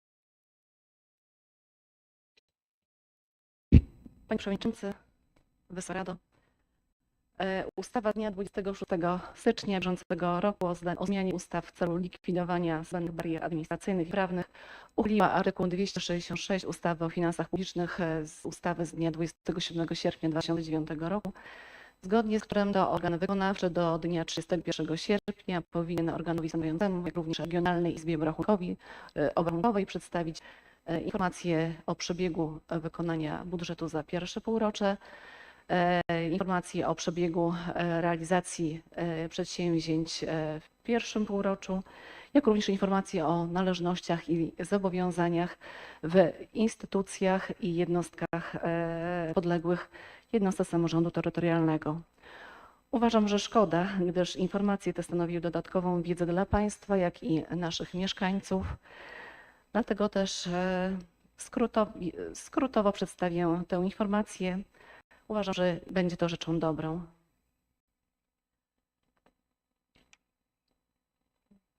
Nasz budżet na koniec pierwszego półrocza osiągnął wynik dodatni. Nadwyżka budżetu wyniosła, szanowni państwo, 4 309 000 złotych. Dla ułatwienia przekazu będę posługiwała się liczbami w tysiącach złotych, a wskaźnikami w zaokrągleniu do pełnych jedności. Wynik operacyjny, a więc dochody minus wydatki, wyniósł 1 718 000 złotych. Na dochody to kwota 57 339 000 złotych, a wydatki to 53 030 000 złotych, co składa się na dodatni wynik operacyjny. W kwocie tej znajduje się subwencja oświatowa, która wpłynęła w miesiącu czerwcu za miesiąc lipiec. Składają się również dochody, które uzyskaliśmy na poziomie 98% już w pierwszym półroczu z tytułu opłat za przekształcenie prawa użytkowania wieczystego w prawo własności. Również w 80% został zrealizowany plan z tytułu opłat za wieczyste użytkowanie gruntów, jak również na dobrym poziomie 60% otrzymaliśmy dochody z tytułu podatków od nieruchomości, ale wynika to z tego, że nasi mieszkańcy już w pierwszym kwartale dokonali płatności za cały rok, nie rozkładając tego po prostu na 4 raty.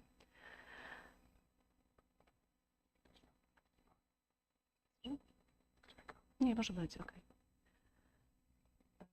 Czy jest taka możliwość? Aha, dobrze.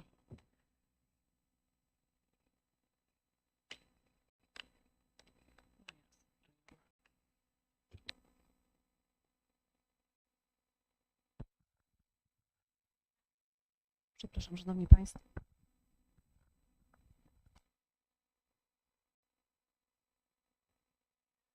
Przechodząc teraz do omówienia realizacji dochodów budżetu. Dochody bieżące zostały zrealizowane na poziomie 57%, dochody majątkowe to realizacja na poziomie 47%. Jak sami państwo widzicie, ogółem dochody zostały zrealizowane na poziomie 55%. Tą realizację 55% omówię w dalszej części prezentacji, omawiania realizacji budżetu. Dochody bieżące, jak sami państwo widzicie, zostały przede wszystkim dzielą się na dotacje i dochody celowe, subwencje ogólną, udziały w PIT-cie i CIT-cie, wpływy z podatków i opłat oraz pozostałe dochody. Dotacje i dochody celowe zostały zrealizowane na poziomie 65%. Są to środki otrzymywane z zewnątrz i na tak wysoki poziom ich realizacji wpłynęło przede wszystkim dochody, które otrzymaliśmy od wojewody na wypłatę świadczeń alimentacyjnych, świadczeń związanych z wypłatą dodatków węglowych, ta ich pozostała część, dodatków do energii elektrycznej, jak również gazowych, czy też rekompensat na rzecz spółdzielni mieszkaniowej. Subwencja ogólna została zrealizowana na poziomie 61%. Tak jak wcześniej wspomniałam, w miesiącu czerwcu otrzymaliśmy ją subwencję należną za miesiąc lipiec. Udziały w PIT-cie i CIT-cie w związku ze zmianą systemu naliczania, jak również przekazywania samorządom przez Ministerstwo Finansów tych dochodów zrealizowane zostały na poziomie 50%. Wpływy z podatków i opłat to realizacja na poziomie 53%. Pozostałe dochody zostały zrealizowane na poziomie 53%. Przechodząc do dochodów majątkowych, dochody z majątku, a więc przede wszystkim są to dochody ze sprzedaży nieruchomości, zostały zrealizowane na poziomie 23%. Jak szanowni Państwo pamiętacie, w miesiącu sierpniu były one korygowane z tytułu sprzedaży lokali mieszkalnych. Z uwagi na to, że co prawda przy projektowaniu budżetu wnioski od lokatorów, mieszkańców wpłynęły do naszego urzędu, ale nie wpłynął pełen komplet dokumentacji związanej z nabyciem tych lokali przez naszych mieszkańców. Jeżeli chodzi o sprzedaż nieruchomości, działek gruntu, to przetargi są w trakcie i zobaczymy, jakie przyniosą rozstrzygnięcie. Dotacje i środki na inwestycje zostały zrealizowane na poziomie 49%, a więc proporcjonalnie do upływu czasu. Przechodząc do wydatków budżetu, ogółem zostały one zrealizowane na poziomie 43%. Plan założony na dzień 30 czerwca wynosił 122 113 000 złotych. Wykonanie wydatków to 53 030 000 złotych. Wydatki bieżące zostały zrealizowane na poziomie 52%, a wydatki majątkowe na poziomie 23%.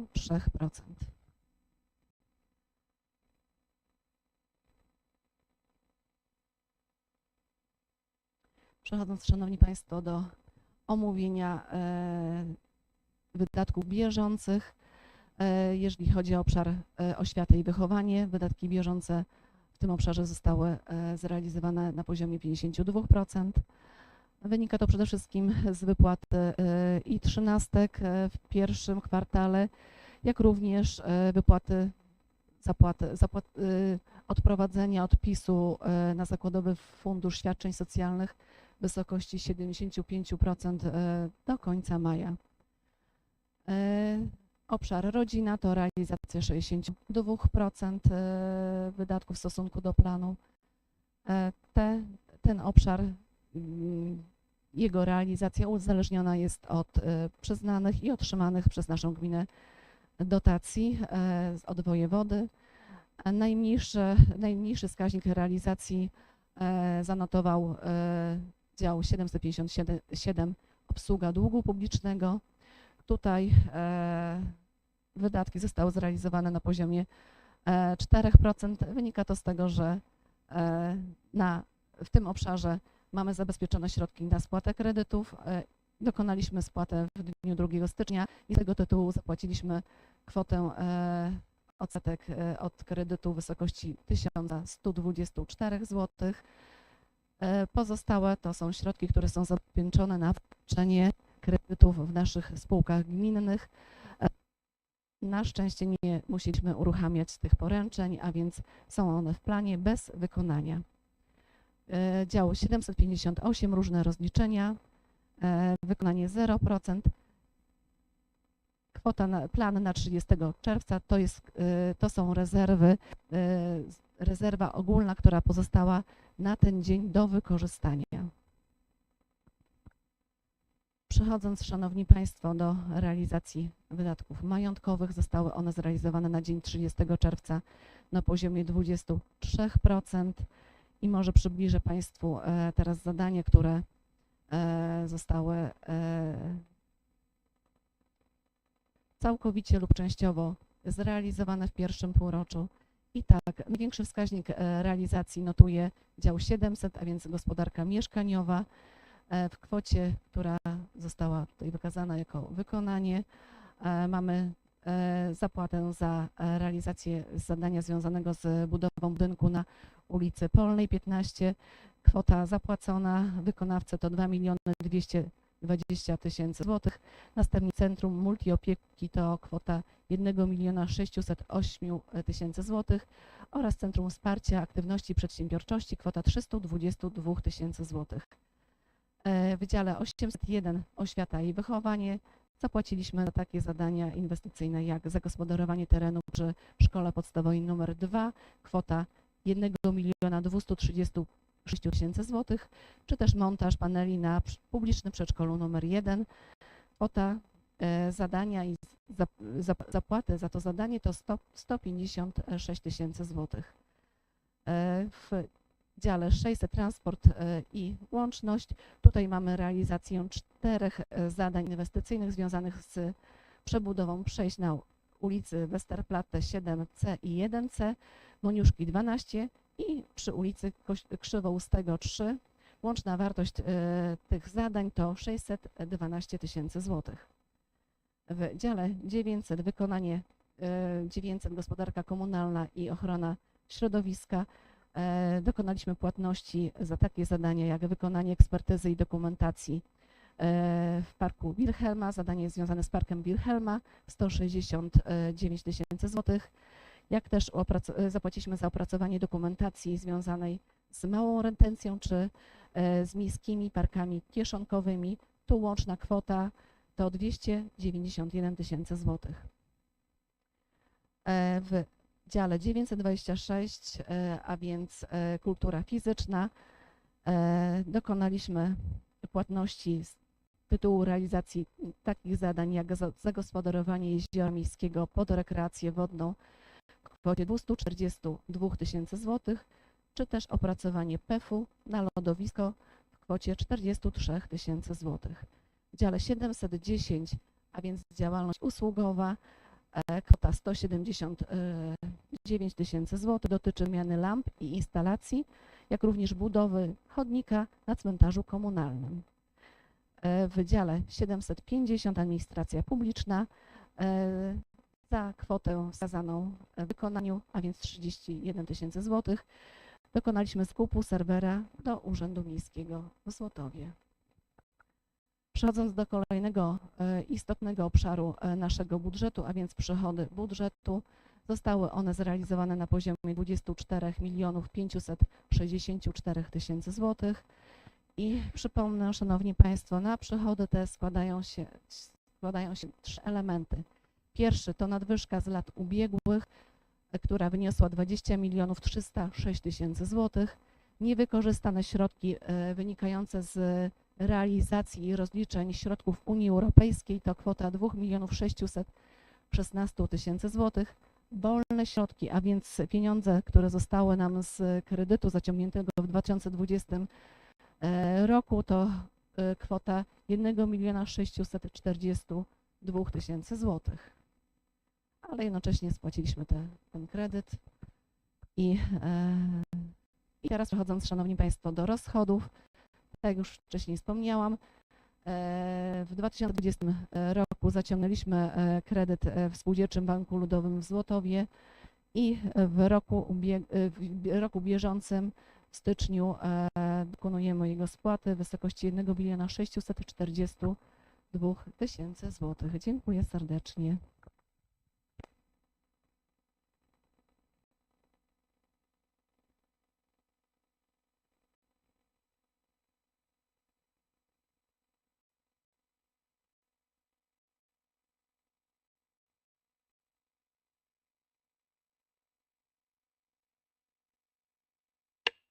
Bardzo dziękuję Pani Skarbnik za przedstawioną prezentację. Otwieram dyskusję. Czy są pytania ze strony państwa radnych do tego materiału? Bardzo proszę, Pan Radny Roman Gruszewski. Dziękuję bardzo. Dziękuję Panie Skarbnik za opracowany materiał. On praktycznie, myślę, że też jest takie pokazane sytuację, jaką mamy dzisiaj, czy za te pierwsze półrocze. Myślę, że tak jest sytuacja dobra, czy nawet bardzo dobra, nie ma większych zagrożeń, tylko z tego sobie odnotowałem to oczywiście w wydatkach zaopatrzenie w energię elektryczną, gaz i wodę ogółem wydatkowano za pierwsze półrocze 72,1%. To myślę, że będzie to wydatkowane. Do pani skarbnik mam pytanie, bo tutaj jest materiał jasny, przejrzysty, bardzo ładnie czytelny. Mamy teraz, kończy się trzeci kwartał. Pytanie, czy są na dzisiaj, na dzień dzisiejszy jakieś aktualne zagrożenia odnośnie dochodów, wydatków w budżecie gminy miasta Złotów w roku 2023. Dziękuję bardzo. Dziękuję. Proszę bardzo, pani skarbnik. Panie Przewodniczący, Panie Rady, jedyne zagrożenie, które daną chwilę dostrzegam, to ze sprzedaży majątku, a więc ze sprzedaży naszych działek. Jesteśmy tutaj w trakcie już przetargów i zobaczymy, jaki rezultat one przyniosą. Dziękuję serdecznie. Dziękuję bardzo. Czy są jeszcze jedne pytania do pani skarbnik? Nie widzę. Informacja burmistrza miasta Złotowa o przebiegu wykonania budżetu gminy miasta Złotów za pierwsze półrocze 2023 roku zostaje przyjęta i przechodzimy, szanowni państwo, do kolejnego punktu podjęcia uchwały w sprawie udzielenia dotacji z budżetu gminy miasta Złotów na prace związane z udźwiękowieniem 2 dzwonów w parafii pod wezwaniem Niebowzięcia Najświętszej Maryi Panny w Złotowie. Otwieram dyskusję. Bardzo proszę, pan radny Stanisław Wełniak. Oczywiście to, jak rozumiem, to są te pieniądze rządowe, które tam przyszły na celowe już tam działania i no oczywiście trzeba to zatwierdzić. Natomiast proszę Państwa, ja mam taką propozycję i prośbę tutaj do burmistrzów, mianowicie ten płot czy mur, to jest raczej płot przy zamku. Ja nie wiem, jaki on jest stary, ale pewnie jest dość stary, ponieważ te zwieńczenia tego płotu są oryginalne. To znaczy i same te cegły, prawda, są oryginalne, ale to tam można ewentualnie dopasować, bo kiedyś jak się część tego płotu obaliło, to jeszcze nadleśnictwo tam było i oni gdzieś tam wydostali podobne cegły i ten fragment naprawili i to obecnie nawet nie widać, że jest tam jakaś różnica. Natomiast obecnie robi się tam dość tragicznie, ponieważ po kolei odpadają od góry te właśnie oryginalne zwieńczenia tego muru. Ja wiem, że tam jest jakiś problem z tymi właścicielami, prawda, tego zamku i no w ogóle jest problem z tym zamkiem, tam tyle co mi wiadomo. I nie wiem, powinniście Państwo podjąć jakieś starania i działania. Zdaję sobie sprawę, że to jest niemożliwe, żeby były to starania na renowację całego obiektu, ale przynajmniej, żeby były pieniądze i no niejako wspólnie z tym właścicielem tego zamku dojść do porozumienia, żeby to, co jest do uratowania, żeby po prostu ratować, no bo to za chwilę ten mur się przewróci i będzie problem, no a jest to, no jak wiadomo, zabytek. Ja już nie mówię o tym murze od strony zamkowej, nie? On przez ten mur oporowy, on też jest zabytkiem. Poprzez budowę tej drogi, to znaczy posadowienie tego muru zostało zdecydowanie obniżone. Tam jakieś zabiegi, że tak powiem, takie prowizoryczne, żeby to utrzymać w kupie, że tak powiem, zostały zrobione, ale to też tam jest pewnie jakiś problem. Ale przede wszystkim to jest sprawa tego oryginalnego muru z cegieł, który jest przy tym rondzie, przy ulicy Gruzińskiej. Dlatego prosiłbym pana burmistrza, żeby nawiązać kontakt z tymi właścicielami i żeby w odpowiednim momencie, to znaczy moim zdaniem natychmiast, podjąć takie działania, które by dalej nie dewastowały tego. Dziękuję. Dziękuję. Pan radny Roman Grzewski. Panie radny Stanisław, dziękuję bardzo za podtrzymanie tego tematu. Ja bodajże kilka miesięcy temu, 4 czy 5, jak po oddaniu inwestycji przebudowy ulicy Zamkowej, zgłaszałem na interpelacji i tutaj praktycznie cały ten płot, który jest to zabytek. Z tego, co mam tutaj informację, to tylko jest taka goła tutaj przyszła odpowiedź, że pan burmistrz zwrócił się do właściciela i to tak gdzieś ten temat wisi, ale myślę, że to jest tak, sytuacja jest złożona i trudna, ale życie polega na tym, że trzeba te problemy rozwiązywać. I aż się prosi, żeby na renowację tego pozyskać środki finansowe. Nie wiem, czy ten właściciel się w sumie starał, ale tu są dwa takie tematy. Bezpieczeństwo jest raz, głównie ten mur oporowy. Przejeżdżam tam kilkakrotnie rowerem, tą ścieżką rowerową i tylko patrzę, czy ten głaz, który waży 200 kg, ten kamień, czy nie tu spadnie na tą ścieżkę, bo nie daj Boże, jakby to tutaj spadło, a już są takie pary, że tylko wisi na jakąś tam 1/3 powierzchni. No i oczywiście ten zabytek, ta tu cegła, która jest zabytkowa. Myślę, że tu trzeba do tego podejść bardzo poważnie i temat już jest praktycznie na dzisiaj do pilnej realizacji. Dziękuję. Dziękuję. Pan radny Krzysztof Koronkiewicz.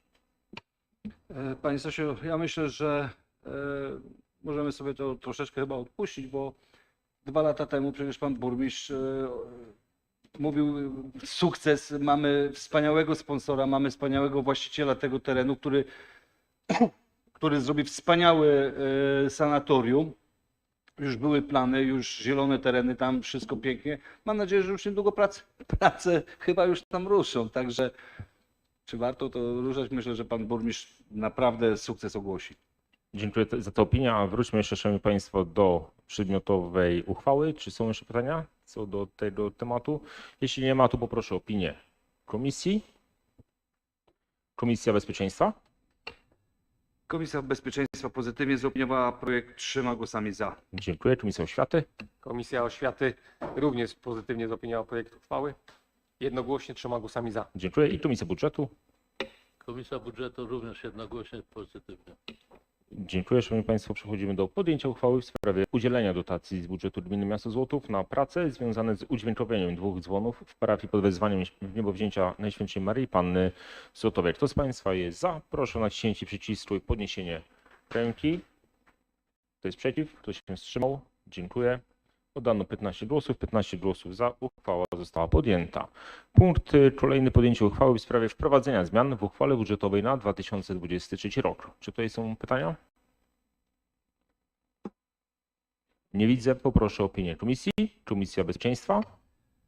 Komisja Bezpieczeństwa pozytywnie zaopiniowała 3 głosami za. Dziękuję. Komisja Oświaty. Komisja Oświaty nie zaopiniowała projektu uchwały ze względu na brak kworum. Dziękuję. I Komisja Budżetu. Komisja Budżetu pozytywnie zaopiniowała projekt budżetu. Dziękuję. Szanowni państwo, kto z państwa jest za podjęciem uchwały w sprawie wprowadzenia zmian w uchwale budżetowej na 2023 rok? Proszę o naciśnięcie przycisku, podniesienie ręki. Kto jest przeciw? Kto się wstrzymał? Dziękuję. Oddano 15 głosów. 15 głosów za. Uchwała została podjęta. Punkt 13 to podjęcie uchwały w sprawie zmiany wieloletniej prognozy finansowej gminy miasta Złotów na lata 2023-2027. Otwieram dyskusję. Nie widzę pytań, zatem poproszę o opinię komisji. Komisja Bezpieczeństwa. Komisja Bezpieczeństwa pozytywnie zaopiniowała 3 głosami za. Dziękuję. Komisja Oświaty. Komisja Oświaty nie zaopiniowała projektu uchwały ze względu na brak kworum. Dziękuję. I Komisja Budżetu. Komisja Budżetu pozytywnie zaopiniowała projekt uchwały. Dziękuję. Przechodzimy do podjęcia uchwały w sprawie zmiany wieloletniej prognozy finansowej gminy miasta Złotów na lata 2023-2027. Kto z państwa jest za? Proszę o naciśnięcie przycisku i podniesienie ręki. Kto jest przeciw? Kto się wstrzymał? Dziękuję. Oddano 15 głosów. 15 głosów za. Uchwała została podjęta. I punkt kolejny to związany z wnioskiem pana burmistrza o wprowadzenie do porządku dzisiejszych obrad uchwały dotyczącej podjęcia uchwały w sprawie ustalenia wysokości stawek podatku od nieruchomości. Otwieram dyskusję. Czy ktoś z państwa chciał zabrać głos?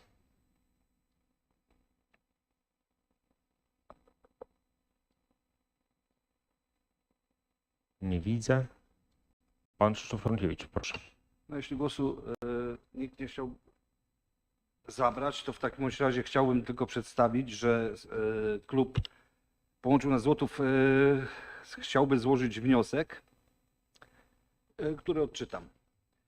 Na podstawie artykułu 24 ustęp 7 statusu gminy miasta Złotów składam wniosek merytoryczny dotyczący wniosku burmistrza Złotowa o uzupełnienie porządku obrad 67. sesji o punkt dotyczący podjęcia uchwały w sprawie ustalenia wysokości stawek podatku od nieruchomości.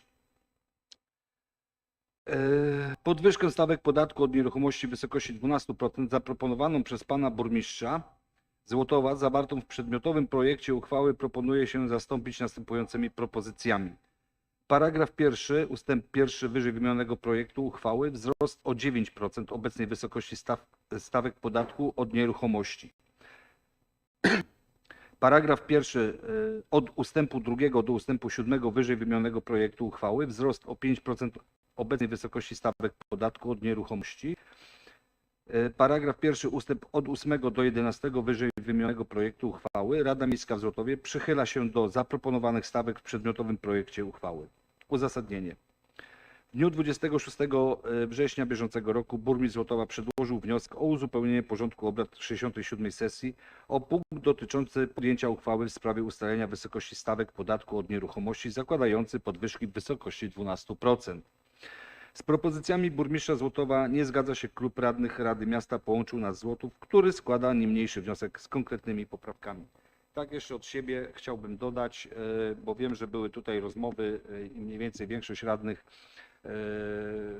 zgodziła się na tą właśnie propozycję 12%. Większość tam, nie wszyscy, bo wszystkich, panie Romanie, nie było. Wszystkich, tak, czynniki składowe, ale nie wszystkich radnych było. Nasz klub spotkał się, przedyskutowaliśmy, wzięliśmy argumenty za i przeciw. Argumentami za tym, żeby było to 9%, czyli chodzi o ten punkt pierwszy, gdzie wzrost o 9% obecnej stawki, wysokość stawek podatku od nieruchomości. Przyjęliśmy to ze względu na to, że co roku od dłuższego czasu mamy wzrost, robimy przynajmniej wzrost podatków o skalę inflacyjną. Skala inflacyjna na przyszły rok ma być też jednocyfrowa i idzie w dół. Rząd zakłada wysokość na wysokości 6%. My mimo wszystko będziemy mieli 9%, to więc i tak jest więcej niż zakłada to inflacja. W przypadku paragrafu 1 ustawy drugiej od 2 do 7 punktu jest to wzrost 5%, jest trochę niższy ze względu na to, że tu chodzi o przedsiębiorców. Argumentem naszym jest to, przyjęliśmy to taki, że po prostu pracodawcy i tak już od rządu dostają, że tak powiem, przysłowiowego bardzo mocnego kopa. Od przyszłego roku, sam wywodzę się właściwie z terenu tego, gdzie są sami przedsiębiorcy i dużo z nimi rozmawiam, wiem jakie mają bolączki, bo ta propozycja 5% to tak naprawdę wyszła ode mnie, gdzie nasz klub się zgodził i bardzo im za to dziękuję, ze względu na to, że chronimy po prostu tutaj w tym momencie przedsiębiorców, nie patrząc zbytnio faktycznie na to, jakie będą wpływy do budżetu miasta. Moim zdaniem nie będzie to aż tak duży skutek dla miasta, a mimo wszystko dla przedsiębiorców jednak tak. Przedsiębiorcy mają coraz większe swoje koszty. Przypomnijmy sobie, ten rok był dwukrotny wzrost pensji dla pracowników najniższej krajowej, no co wiązało się z tym, że musieli podwyższać płace. W przyszłym roku również mają, i to nie małe są pieniądze, im się podnosi tą najniższą krajową. To nie jest małe, bo w przyszłym roku, jak się nie mylę, to w lipcu ma być prawie 4400, podniesione do 4400, to jest łącznie ponad 600 zł. Jest to jakby nie było jakiś ubytek. Do tego pamiętajmy, że jeszcze dochodzą takie rzeczy jak pochodne typu podatki, typu tam jest jeszcze ten zdrowotne. Tutaj mam akurat kolegę przedsiębiorcę, który mi może trochę podpowie, co tam jeszcze jest, ZUS-y i inne rzeczy. Także tak mniej więcej, tak jak się mówi, tak jak mniej więcej wiem od przedsiębiorców, to taki koszt jednego pracownika będzie rzędu 8 prawie tysięcy, czyli to jest naprawdę niemałe. I uważam, że my jako samorządowcy nie powinniśmy kopać leżącego, tylko pomóc. Mam, tak jak ja już mówię, ja pochodzę z osiedla, gdzie jest bardzo dużo pracodawców i rzemieślników, którzy mają swoich pracowników i będą się teraz zastanawiać, czy mają zwalniać, czy będą musieli zamknąć swoje zakłady, bo dochodzi do takiego absurdu dzięki naszemu rządowi, że właściciele zaczynają pomału zarabiać mniej niż pracownicy. Więc zaczną się zastanawiać, czy jest wart tego utrzymywania tego warsztatu, a nie Tak, zarabiamy, czy nawet, no tak jak dobrze podpowiadasz, to nawet nie wiadomo, czy nie warto lepiej iść do MOPS-u i brać korzyści z MOPS-u. Patrząc nawet to, że my będziemy też podnosić, to nie są aż takie duże kwoty, ja wiem, ale patrząc na tych przedsiębiorców wszystkich, to my zamiast na przykład im pomagać, a myślę, że to właśnie zmniejszając te koszty, to pomagamy w ten sposób, pozwolimy im się trochę raczej rozwinąć, bo przedsiębiorca, który ma zatrudnionych przynajmniej 10 osób i chciałby się rozwinąć, to nie dosyć, że mu rząd po łapach daje i nie pozwala mu na to, żeby się rozwijał, to jeszcze my do tego też przykładamy rękę. Ja powiem jeszcze tak, myślę, że przedsiębiorcy by nam na pewno wybaczyli, jakbyśmy im podnieśli stawkę nawet do 12%. Myślę, że są w stanie podwyższyć, nam wybaczyć. Tylko pytanie jest, czy ci przedsiębiorcy widzą, gdzie idą ich pieniądze? Żeby złotów kwitł, rozwijał się, był inwestowany i polepszany byt, myślę, że naprawdę przedsiębiorcy by nie mieli nic przeciwko.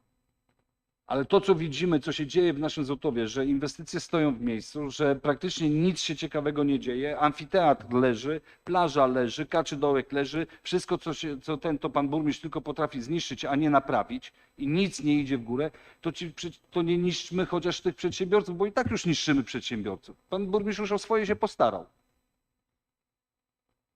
Więc takim argumentem i to, co próbowałem właśnie przekazać swoim klubowi, który zrozumiał i uszanował to, no to jest właśnie to, że nie będziemy niszczyć właśnie przedsiębiorców, a wręcz podajemy im rękę i wskaźnik, myślę, 5% nie jest to aż, będzie dla nich aż takim dużym wydatkiem. Wiem, że będzie pani skarbnik i ja szanuję panią skarbnik, naprawdę, pani skarbnik, że będzie pani bronić swojej tezy, żeby to było wyższe, ze względu na to, że ma pani też swoje problemy w tym przypadku, jak podwyższenie pensji pracownikom, bo to przyjdzie, to pora, będą inwestycje, będą inne jeszcze rzeczy, też ma pani pochodne. Tylko że spójrzmy pani skarbnik inaczej, niech pani trochę inaczej też spojrzy, że tutaj pracownicy, gdzie został naprawdę rozszerzony ten zakres pracowników, przyjmowanych więcej, mają dostać i tyle. I oni tyle chcą i koniec. My mamy wydać i tak dalej. Także my tak naprawdę nie za bardzo musimy się starać o te pieniądze, bo będą to przedsiębiorcy musieli nam dać. Ale ten przedsiębiorca musi najpierw na to zarobić. Ten przedsiębiorca musi mieć tego klienta. Czy to będzie sklep spożywczy, czy to będzie mechanik, czy to będzie stolarz. On jak podniesie swoje usługi, to on tak naprawdę albo będzie musiał zwolnić pracowników, albo sam zamknie cały zakład. I czy to on musi zdobyć te pieniądze, żeby nam przekazać częściowo. On ma trudniejszą drogę. Do tego dochodzą jeszcze inne rzeczy. Dlatego proszę o wsparcie i właśnie w ten sposób, żeby zostały podatki na przyszły rok uchwalone. Resztę, tak jak już tutaj czytałem, od paragrafu 1 ustęp od 8 do 11 zostaje zgodnie z wolą burmistrza. Dziękuję. Dziękuję. Pani skarbnik, bardzo proszę.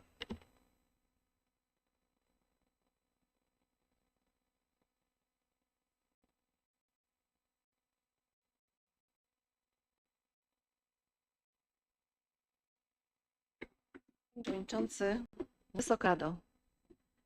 Na poniedziałkowym posiedzeniu komisji przedstawiałam Państwu sytuację finansową naszego budżetu oraz założenia wraz z wytycznymi do projektowania budżetów samorządów na 2024 rok. Jednym z elementów była regulacja płac dla pracowników obsługi i administracji samorządowej. Wyliczyłam Państwu te potrzeby na kwotę 1 413 632 zł. Burmistrz miasta Złotowa w żadnym momencie nie sugerował żadnego progu ewentualnej regulacji przez państwa podatków. Ta propozycja 12% była efektem państwa przemyśleń i taka też została przyjęta. Efektem państwa dyskusji był możliwy wpływ do budżetu na poziomie 1 012 165 zł. Obecnie będzie to przy propozycji pana Krzysztofa Koronkiewicza Kwota zaledwie nieco ponad 400 000 złotych. Już wówczas pojawiła się różnica ponad 300 000 złotych braku ewentualnej regulacji płac. Płac, których wzrost od 2021 roku jest na poziomie niższym niż realna inflacja. I obecnie są one niższe o łącznie 27,89% niż inflacja za ostatnie 3 lata. Wspomnę tylko krótko o innych wydatkach budżetu, które wzrastają w sposób niewspółmiernie wyższy niż dochody. To wszystko przedstawiłam Państwu na poniedziałkowym posiedzeniu komisji. Rodzi się więc pytanie, czy proponować pracownikom przy obecnym poziomie inflacji wynoszącym 15% regulację płac w wysokości 2%, bo na tyle wystarczą zwiększone przez Państwa środki. Czy nie spotka się to z protestami i rezygnacją ze służby samorządowej? Widzimy również w Państwa propozycji relacje, które dotyczą wzrostu podatków, a dotyczą ściśle branży bankowo-paliwowej.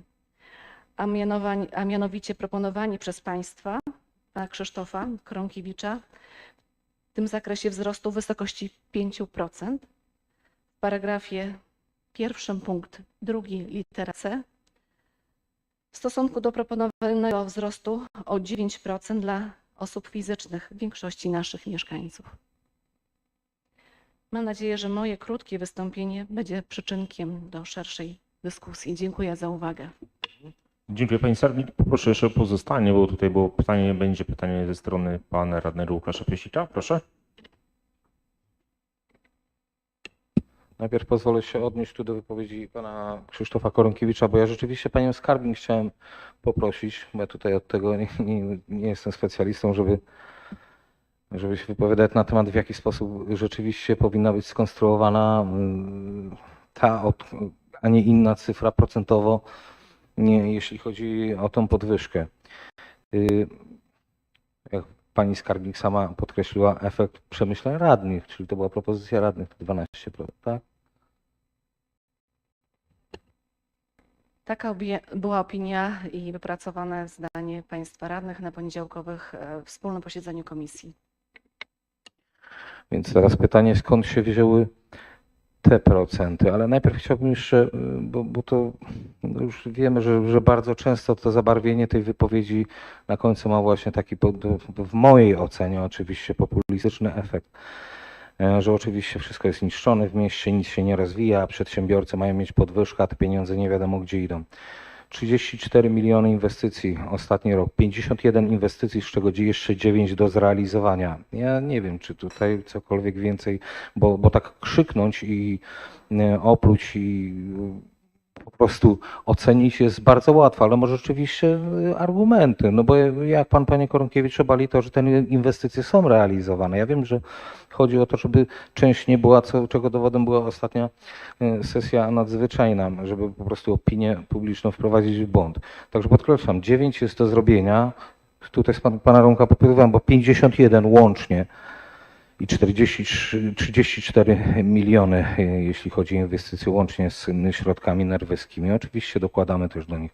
Pytanie jest takie, nie wiem, może pani skarbnik mi podpowie, bo jest ogromna ilość współczynników, które decydują o tym, w jakiej kwocie, jakie będą straty i tak dalej, w jakiej kwocie ta podwyżka powinna być zatwierdzona. Tak? Ja rozumiem, że ta propozycja została ustalona zgodnie z konsultacją z panią, bo nie rozumiem jednej rzeczy. Tutaj jest propozycja teraz, żeby obniżyć w tym pierwszym punkcie do 9%, w drugim do 5%. Panie Koronkiewicz, a czemu nie do 7 i do 3, nie wiem, w jaki sposób to zostało obliczone i jaka jest argumentacja tego, bo rozumiem, że to może nie ma być tylko i wyłącznie taki publiczny chwyt, że teraz tak, gdzie ustaliliśmy coś na komisjach, a pod publikę zrobimy nie, my jednak chcemy obniżenia, bo atakujemy przedsiębiorców. Na jakiej podstawie jakie obliczenia zostały dokonane, że rzeczywiście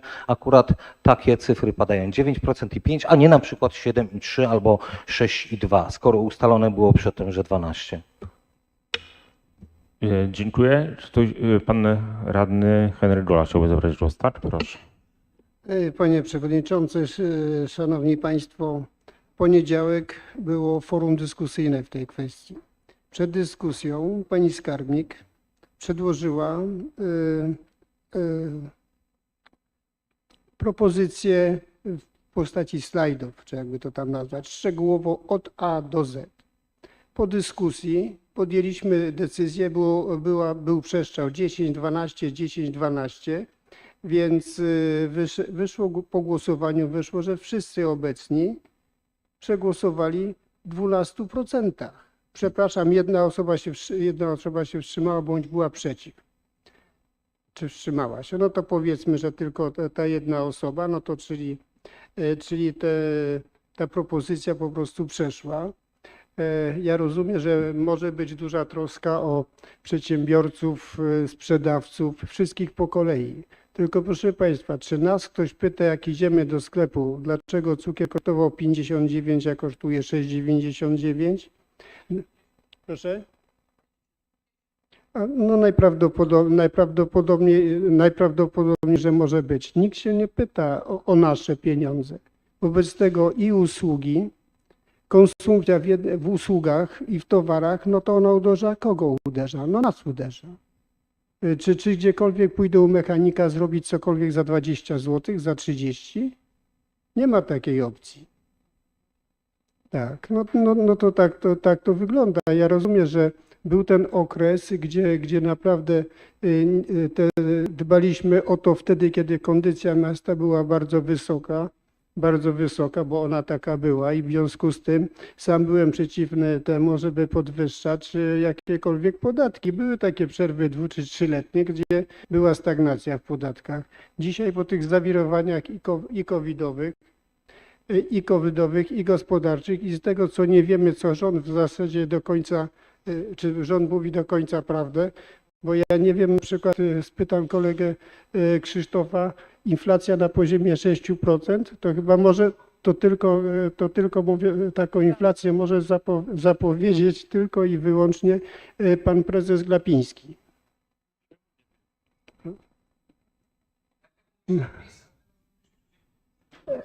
Ja nie mówię jak PiS, ja mówię jako Henryk Gola, nic więcej.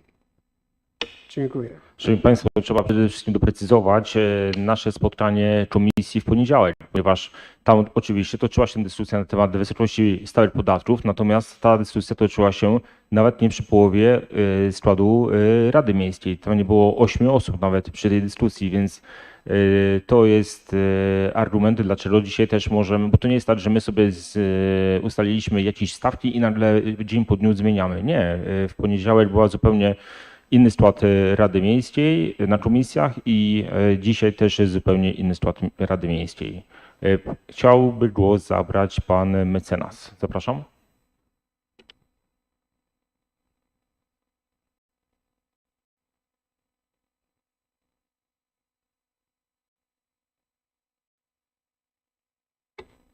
Proszę Państwa, skoro taka poprawka została zgłoszona, to ja niejako mam w obowiązku się ustosunkować pod względem formalnym co do tego, co tutaj zostało napisane. No i takie 3 uwagi chciałem Państwu przedstawić. Pierwsza, najmniej istotna. No oczywiście tutaj nie ma mowa o ustępach, rozumiem, w tym paragrafie pierwszym, natomiast jest mowa o punktach. Także porządkowo, jak rozumiem, te zmiany mają dotyczyć punktów, nie ustępów. Druga uwaga dotyczy tego, że tu w tym drugim myślniku odnosicie się Państwo do wzrostu o 5% do tych rzeczy, które zostały ustalone od punktu właściwie 2 do 7. No punkt 6 mówi o opodatkowaniu budowli i opodatkowanie budowli zgodnie z ustawą to jest 2% wartości budowli, jest to wartość maksymalna, więc nie możemy tutaj podwyższać tego, więc to musiało być skorygowane. Trzecia kwestia. No, mówimy o procentach i o tym, jak globalnie ta podwyżka ma wyglądać, czyli 12% propozycji pana burmistrza i tutaj w poprawce jest też ta stawka procentowa określona, natomiast Państwo uchwalacie konkretne stawki. Można by się tutaj odnieść do tego, że no co za problem wyliczyć tutaj odpowiednio 9 i 5% i podwyższyć te stawki i wiadomo o co chodzi. Ale tak do końca nie jest, bo jeżeli sobie te stawki obliczymy w ten sposób i te procenty dodamy, no to wyjdą nam wartości trzycyfrowe w groszach, a nie dwucyfrowe. No i w tym momencie by trzeba było to zaokrąglić. Pytanie, kto miałby to zrobić? Pani skarbnik? No ale pani skarbnik jakby to zaokrąglała, no to można by to, no sama by ustalała treść uchwały, bo mogłaby to zrobić w górę, w dół. W uchwale są stawki konkretne. Natomiast mówię o poprawce tutaj zgłoszonej przez klub radnych. Ale jest poprawka zgłoszona. Nie.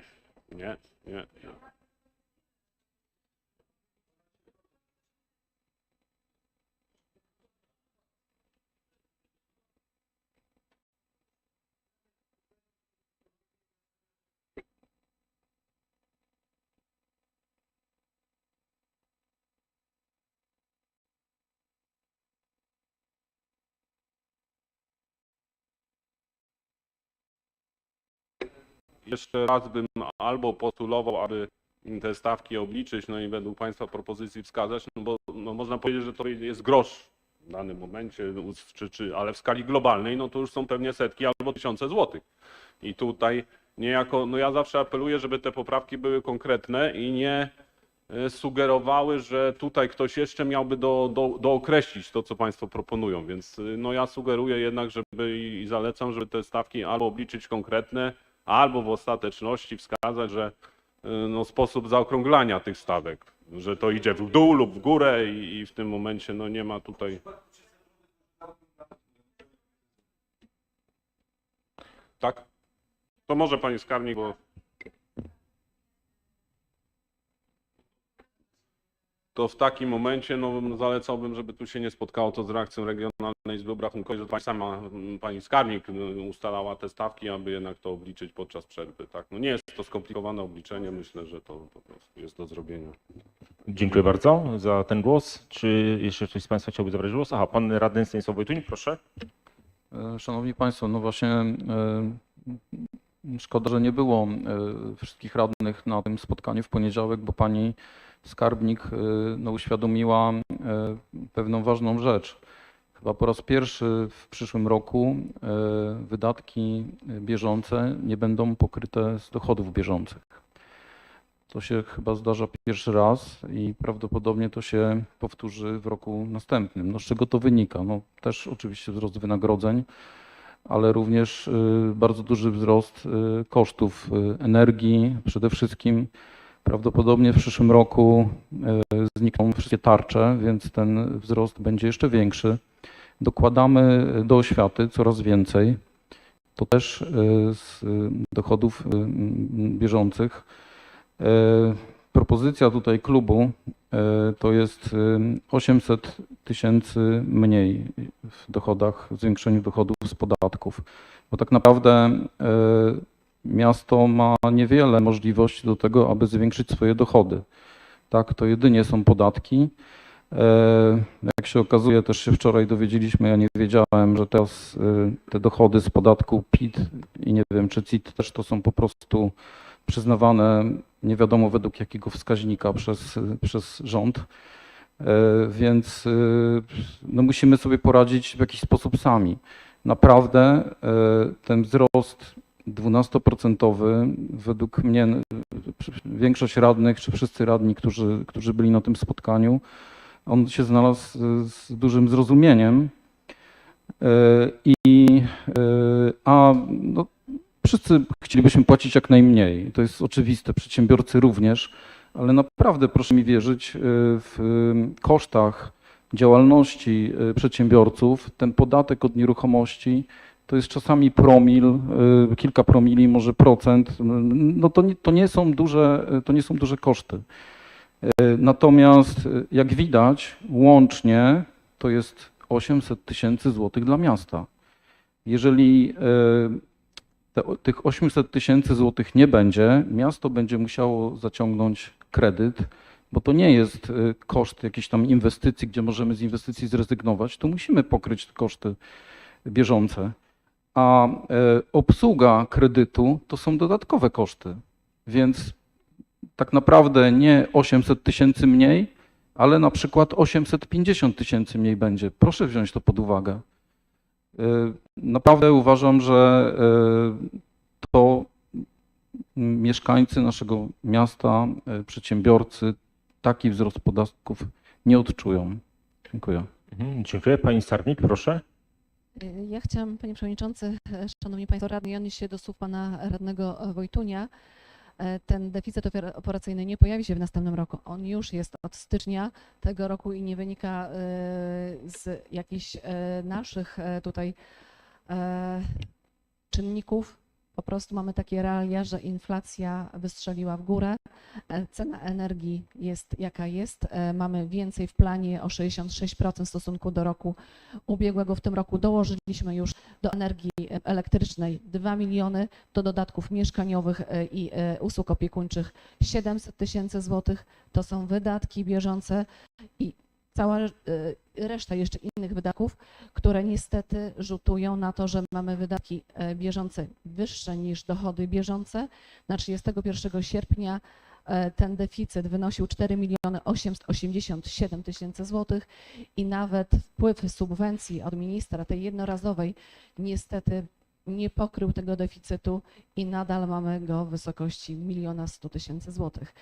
A wydatki niestety, które rzutowały na ten deficyt prawie 5-milionowy, nie znikną w następnym roku. One będą jeszcze coraz większe, szanowni państwo, bo jak doskonale wiecie, wszyscy chyba prognozują wzrost cen paliw, cen energii elektrycznej, dalsze wzrosty tych czynników, które napędzają inflację. Dziękuję serdecznie. Dziękuję. Pan radny Krzysztof Żelikowski. Znaczy ja może tu się odniosę do tych niewielkich kosztów działalności gospodarczej dla tych przedsiębiorców. Okej, dla dużego przedsiębiorstwa, które obradza milionami, czy tam setkami milionów, to taki koszt jest niewielki, ale w Zutowie mamy większość, zdecydowaną większość jednoosobowych takich działalności gospodarczych, dla których ten podatek jest jakąś składową tej tych całych kosztów. Także można na to patrzeć dwojako, tak jak mówię, no, duża firma sobie poradzi, małe firmy już, ja jestem przekonany i mam takie przykłady, że bardzo dużo takich jednoosobowych firm działa już na pograniczu opłacalności i one naprawdę się będą zwijać. I te koszty, o których tutaj wszyscy mówią, pani skarbnik, pan radny Wojtuń, że będą większe, czyli prąd, paliwo, no to nie dotyczy tylko Urzędu Miasta Płace, to dotyczy również tych przedsiębiorców, którzy też muszą na to zarobić i obciążając ich jeszcze dodatkowo, ja już to wczoraj mówiłem, ale no, to jednak jest jakiś koszt dla takich mniejszych działalności gospodarczych, które prowadzą które mają jakieś lokale, tak? Bo nie mówię o takich działalnościach, które nie mają lokali. Nie? Dziękuję. Dziękuję. Pan radny Stanisław Wojtuń. No się może odniosę do konkretnych kwot. Jeżeli osoba prowadząca działalność gospodarczą, bo to jest podatek od nieruchomości, czyli od powierzchni lokalu, no ma lokal 100 metrów, tak, na przykład 100 metrów, a to już jest niemały lokal, podejrzewam, że jedna osoba to takiego lokalu nie ma, a jak już to jest sklep. No to wzrost w tej chwili jest, no nie wiem, około 2,50, tak, przy tym 2,50 metr kwadratowy, to jest 250 zł w skali roku. No tak, ale mówimy o wzroście tym 12%, a nie o tym, co się obecnie, czyli 250 zł dodatkowo. No 250 zł w skali roku, no jeżeli to jest powód, jeżeli to jest główny składnik, że nie będzie można prowadzić działalności, no to przepraszam bardzo, no ale to chyba to nie jest bardzo duża kwota. Dziękuję. Pan radny Krzysztof Florentowicz. Panie Stasiu, to nie jest jeden główny składnik, tylko jak dodamy to, co jeden składnik, miasto, państwo, ZUS, KRUS i inne te rzeczy jak to są już setki. To już są duże setki, ale nawet i tysiące. To jest jedno. Już pani skarbnik, króciutko. Ja powiem tak. Pani skarbnik mówi, że no tutaj dla pracowników i tak dalej. Wiem, łatwo jest miastu zrobić uchwałę i pieniądze będą wpływać. Ale tak jak ja już wcześniej powiedziałem, ten przedsiębiorca musi te najpierw pieniądze pozyskać jakoś. On nie może, my po prostu powodujemy to, że on zamiast się rozwijać, to on się będzie zwijał. Aż do, no tak, no bo coraz więcej, zamiast powiększać swoją nawet działalność i powiększać budynek, to on nie będzie, bo on będzie się liczył z wszystkimi kosztami, bo to jest, my nie jesteśmy jedyni, bo żeby nasz tylko był podatek, to nie ma rozmowy w ogóle. Tylko te czynniki, które z tym jeszcze państwo powoduje, a oni największe, proszę, tak, po jeszcze minimalnych płacach ci naprawdę się zaczynają skrobać. Miałem tutaj jednego z gości u siebie w domu, gościłem kuzyna, który ma swoje tam przedsiębiorstwo i tak dalej. I jak rozmawialiśmy na temat sytuacji przyszłorocznej i właśnie tych podwyżek, to on zaczyna mi mówić, że on już zaczyna zarabiać mniej niż pracownicy jego. I my jeszcze właśnie łatwo jest wziąć pieniądze od przedsiębiorców i będzie dla pracowników, bo zrobimy sobie uchwałę. No, czy ustawę, czy co tam, obojętnie. Łatwo jest pozyskać. Ale popatrzmy oczami przedsiębiorców. To nie jest tak hop, żeby taki mechanik wziął, pozyskał jakieś pieniądze, bo on musi w tym momencie pozyskać klienta. Jeżeli dostanie od rządu kopa, od ZUS-u kopa, od innych formacji kopa, jeszcze dostanie od samorządu kopa, on musi podnieść swoje usługi. Tak jak Krzysiek mówi, już nie będzie cukier kosztował 6,50, tylko 7,50, bo Krzysiek będzie musiał to podnieść. Ale teraz znajdź klienta na to, żeby przyjechał do mechanika robić, żeby stolarz miał robotę. Oni muszą pozyskać w tym momencie klienta. Jeżeli zaczną podnosić swoje stawki, nie będą mieli pracy. A tym samym będą zwalniać. Czy będziemy wtedy utrzymywać bezrobotnych więcej? O to nam chodzi? Żeby pomagać rządowi kopać przedsiębiorców? No moim zdaniem nie. Ja powiem jeszcze tak, tutaj te poprawki oczywiście trzeba zrobić. Moim zdaniem powinniśmy najpierw, żeby zrobić poprawki, to najpierw przegłosować, czy jest zgoda na takie stawki. Jeżeli będzie taka zgoda, proponuję zrobić przerwę, usiądziemy, przeliczymy i tak dalej. I tutaj ewentualność moja, taka jest propozycja też, jeżeli byśmy mieli rozmawiać, tak jak tutaj pani skarbnik zauważyła, punkt 2c, że od 1 metra powierzchni użytkowej budynków lub ich części związanych z prowadzeniem działalności gospodarczej oraz budynków mieszkalnych lub części najętych na prowadzenie działalności gospodarczej w zakresie stacji paliw, banków i instytucji finansowych, no możemy tutaj faktycznie jakieś tam kroki podjąć, bo banki nie są biedne i tak dalej, więc można by było to wycofać, na przykład ten punkt 2c, tak jak pani mówi, no ale no to już kwestia Więc ja proponuję przejść do głosowania najpierw, żeby zobaczyć, o czym my debatujemy, czy w ogóle jest gra rozmowy. Dziękuję. Dziękuję bardzo. Pan radny Łukasz Prosić. Ja chciałbym się tylko odnieść tutaj do tych kwot, które podał przykładowych pan radny Stanisław Wojtuń, bo uważam, że to jest cały czas chwyt populistyczny, bo jeżeli rzeczywiście chcemy w jakikolwiek sposób ulżyć przedsiębiorcom, to czemu nie ma propozycji, żeby w ogóle ich nie podnosić, żeby zrobić 0% podwyżki, a przecież skoro i tak mamy brać kredyt, to i tak go będzie trzeba wziąć, jeżeli my mamy pomóc. Bo jeżeli przy kalkulacji 100 metrów kwadratowych była podana kwota około 250 zł, tak, to jeżeli z 12% zejdziemy do 5%, no to ile tam będzie? To będzie 100 coś złotych, nie wiem, tam 130, 140 zł mniej, czyli i tak będzie do zapłacenia 10 zł miesięcznie, tak, zamiast 20 kilku. Czy to jest aż tak duża różnica? A generuje to dość duży minus, jeśli chodzi o budżet, bo prawie 1 000 000. Także pytanie, no słuchajcie, albo robimy chwyt populistyczny i pani Koronkiewicz zmieniamy, bo ja ciągle nie rozumiem, dlaczego akurat te procenty zostały podane. Dlaczego nie obniżymy do 3 i do 7? Jest to jakiś absurd. Na jakiej podstawie zostały zrobione te obliczenia? Czy to jest tylko i wyłącznie propozycja taka, żeby pokazać, że chcemy mniej niż 12%? Bo mówi tu miesięcznie przy 100 metrach kwadratowych 20 kilka złotych, które będzie zmniejszone do tam, nie wiem, kilkunastu. No o czym tutaj mowa? A jeśli chodzi o kalkulację roczną, to jest prawie 1 000 000. Dziękuję panie radny. Panie radny, idąc z tym tokiem myślenia, przepraszam, szanowni państwo, idąc z tym tokiem myślenia, to tak samo moglibyśmy zapytać pana burmistrza, dlaczego dostaliśmy propozycję na 7, 10, 12, 15%, a nie na 8, 13, 20% na przykład, tak? Bo też nie wiemy, dlaczego akurat takie, a nie inne stawki zostały zaproponowane. To jest pierwsza. Podnoszenie podatków to zawsze jest decyzja niepopularna, trudna, społecznie komentowana. Natomiast jest pytanie, czy powinniśmy podnosić podatki? No pewnie tak, tylko jest pytanie i to jest sprawa dyskusji nawet w jakiej wysokości. Przede wszystkim też to padło pytanie na ostatniej poniedziałkowej komisji. Oprócz stawek do podniesienia powinniśmy też mieć informację, co Urząd Miejski proponuje zrobić, żeby ciąć koszty, żeby przedstawić może plan oszczędnościowy, bo to też jest istotne, żeby może najpierw zacząć szukać pieniędzy u siebie, a nie drenować kieszenie mieszkańców naszego miasta. Albo chociażby wskazać obszary, gdzie moglibyśmy pozyskiwać te dodatkowe środki od mieszkańców. Polityka cenowa, chociażby dotycząca kortów tenisowych od 2 lat, powoduje, że miasto jest uboższe o dziesiątki tysięcy złotych. Dom Polski, obok który nas stoi, również polityka wobec Domu Polskiego czy poprzednich przedsiębiorców powodowała, że budżet miasta został uszczuplony o kolejne dziesiątki tysięcy złotych. Więc może najpierw szukajmy obszarów, tam gdzie możemy pozyskiwać dodatkowe środki do budżetu, a potem wyciągać rękę do kieszeni mieszkanek i mieszkańców naszego miasta. Głos chciała zabrać pani Starnik, proszę bardzo.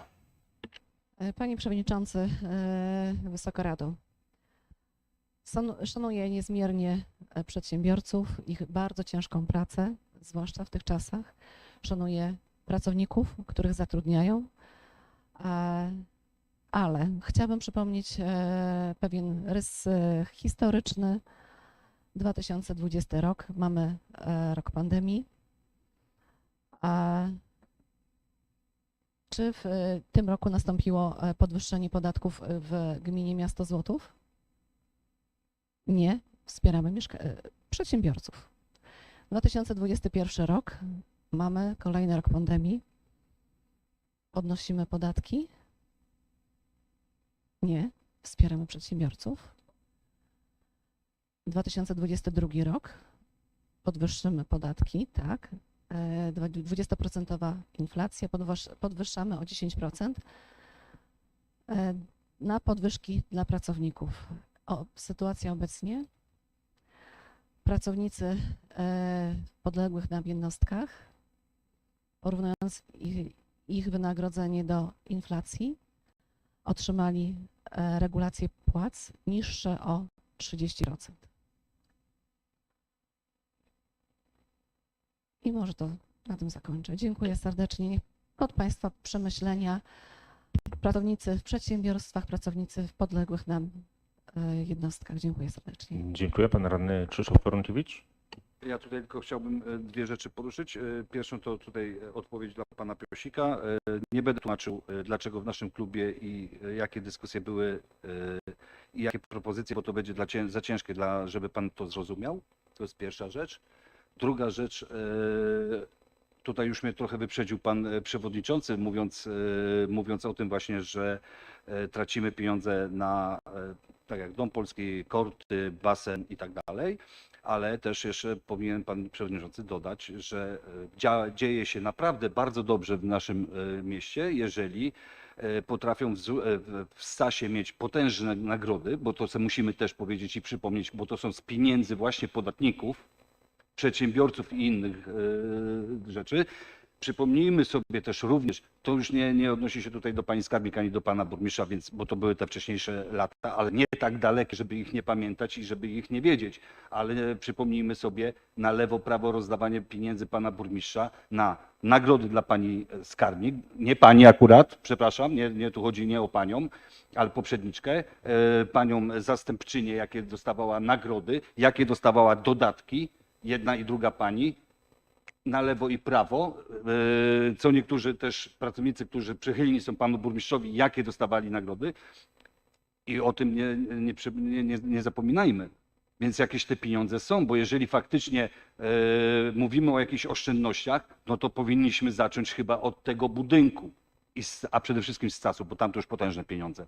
Drugą rzeczą jeszcze jest tak, że jeżeli martwimy się o pieniądze podatnika, że będzie ich za mało,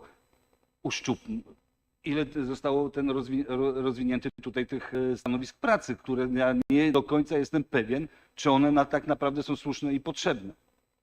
Rozwijamy, dzisiaj tutaj była rozmowa, no fakt, że na razie jest to odnośnie funduszy norweskich, tutaj co pan Żywiecki przedstawił, ale niedługo to będzie nas czekało.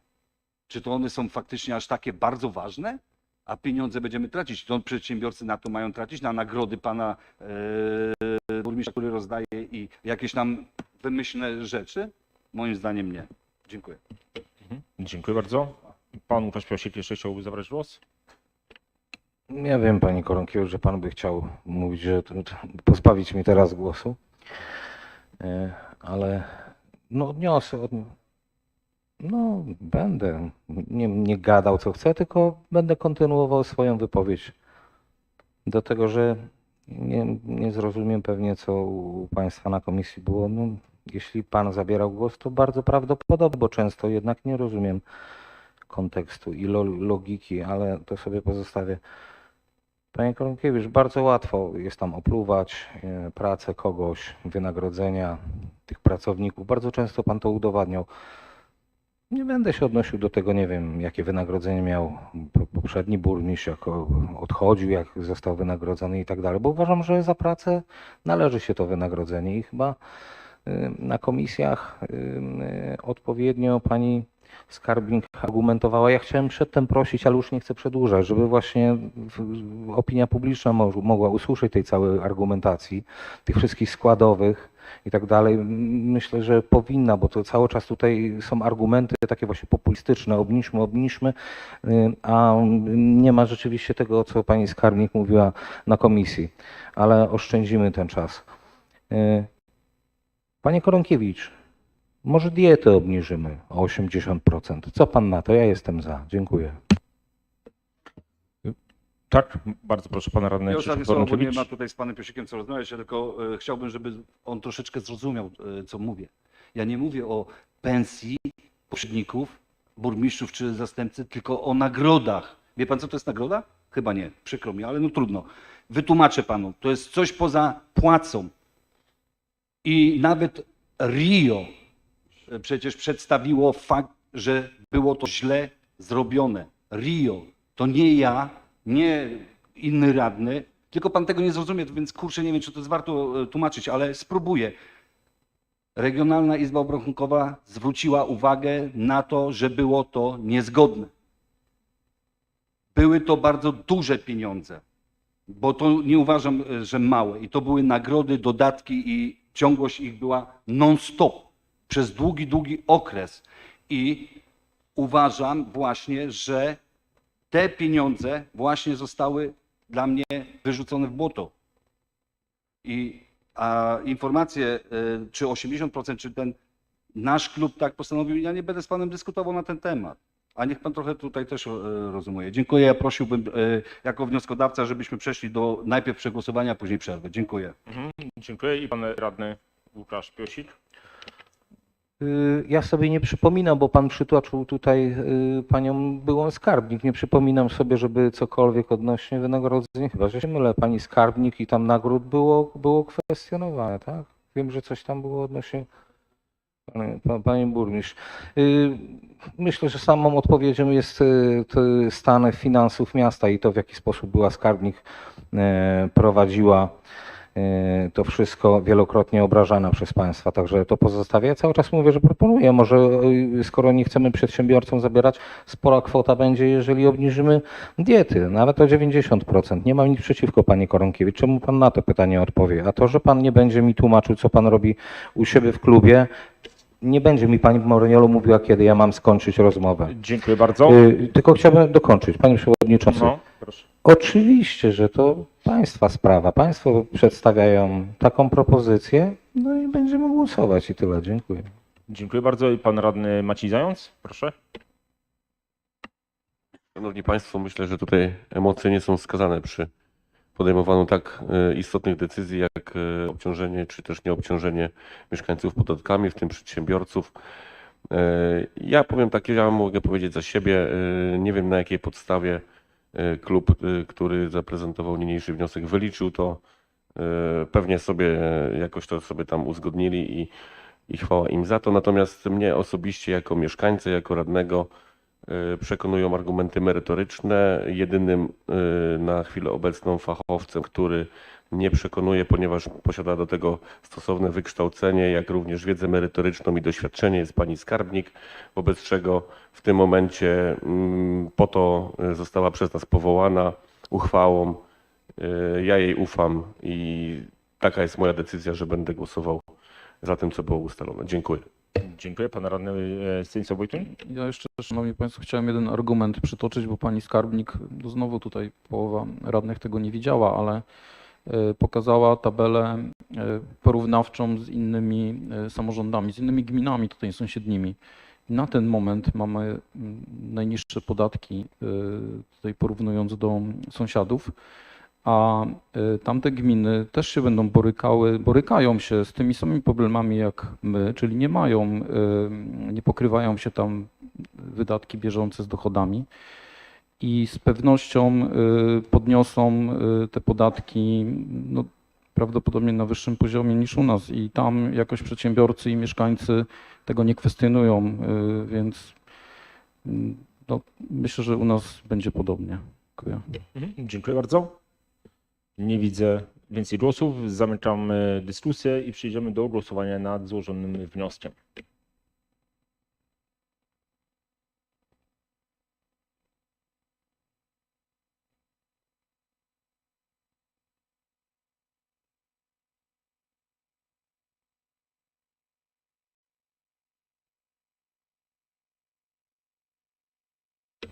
Szanowni Państwo, zanim przejdziemy do głosowania nad wnioskiem, ogłaszam 20-minutową przerwę.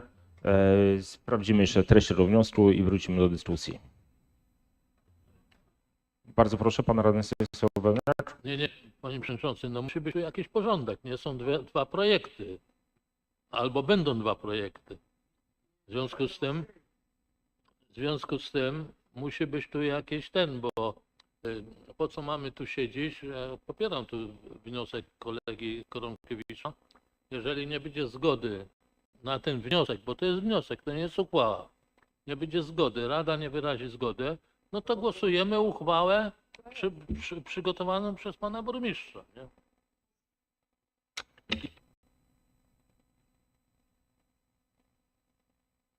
To bo po co tutaj siedzieć?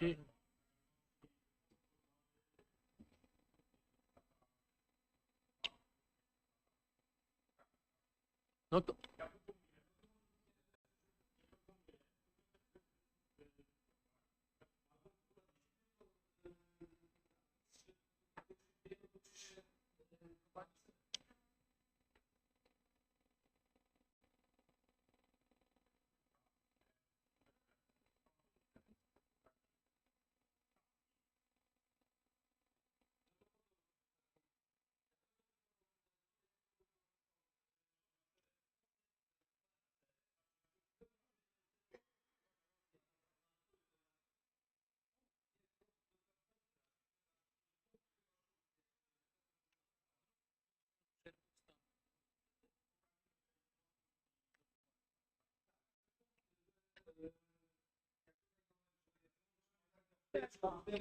Szanowni Państwo, ogłaszam 20-minutową przerwę.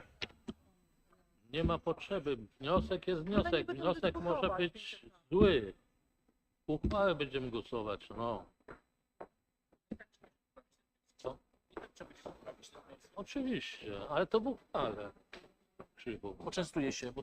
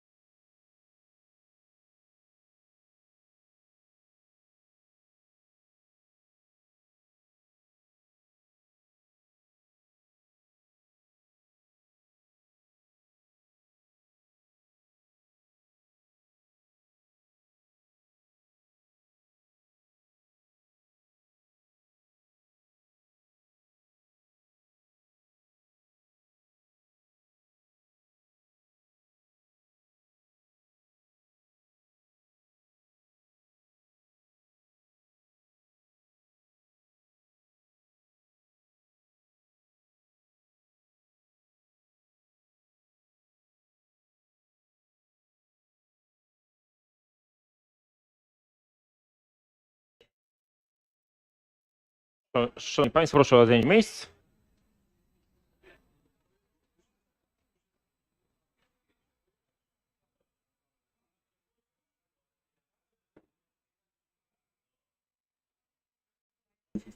Co?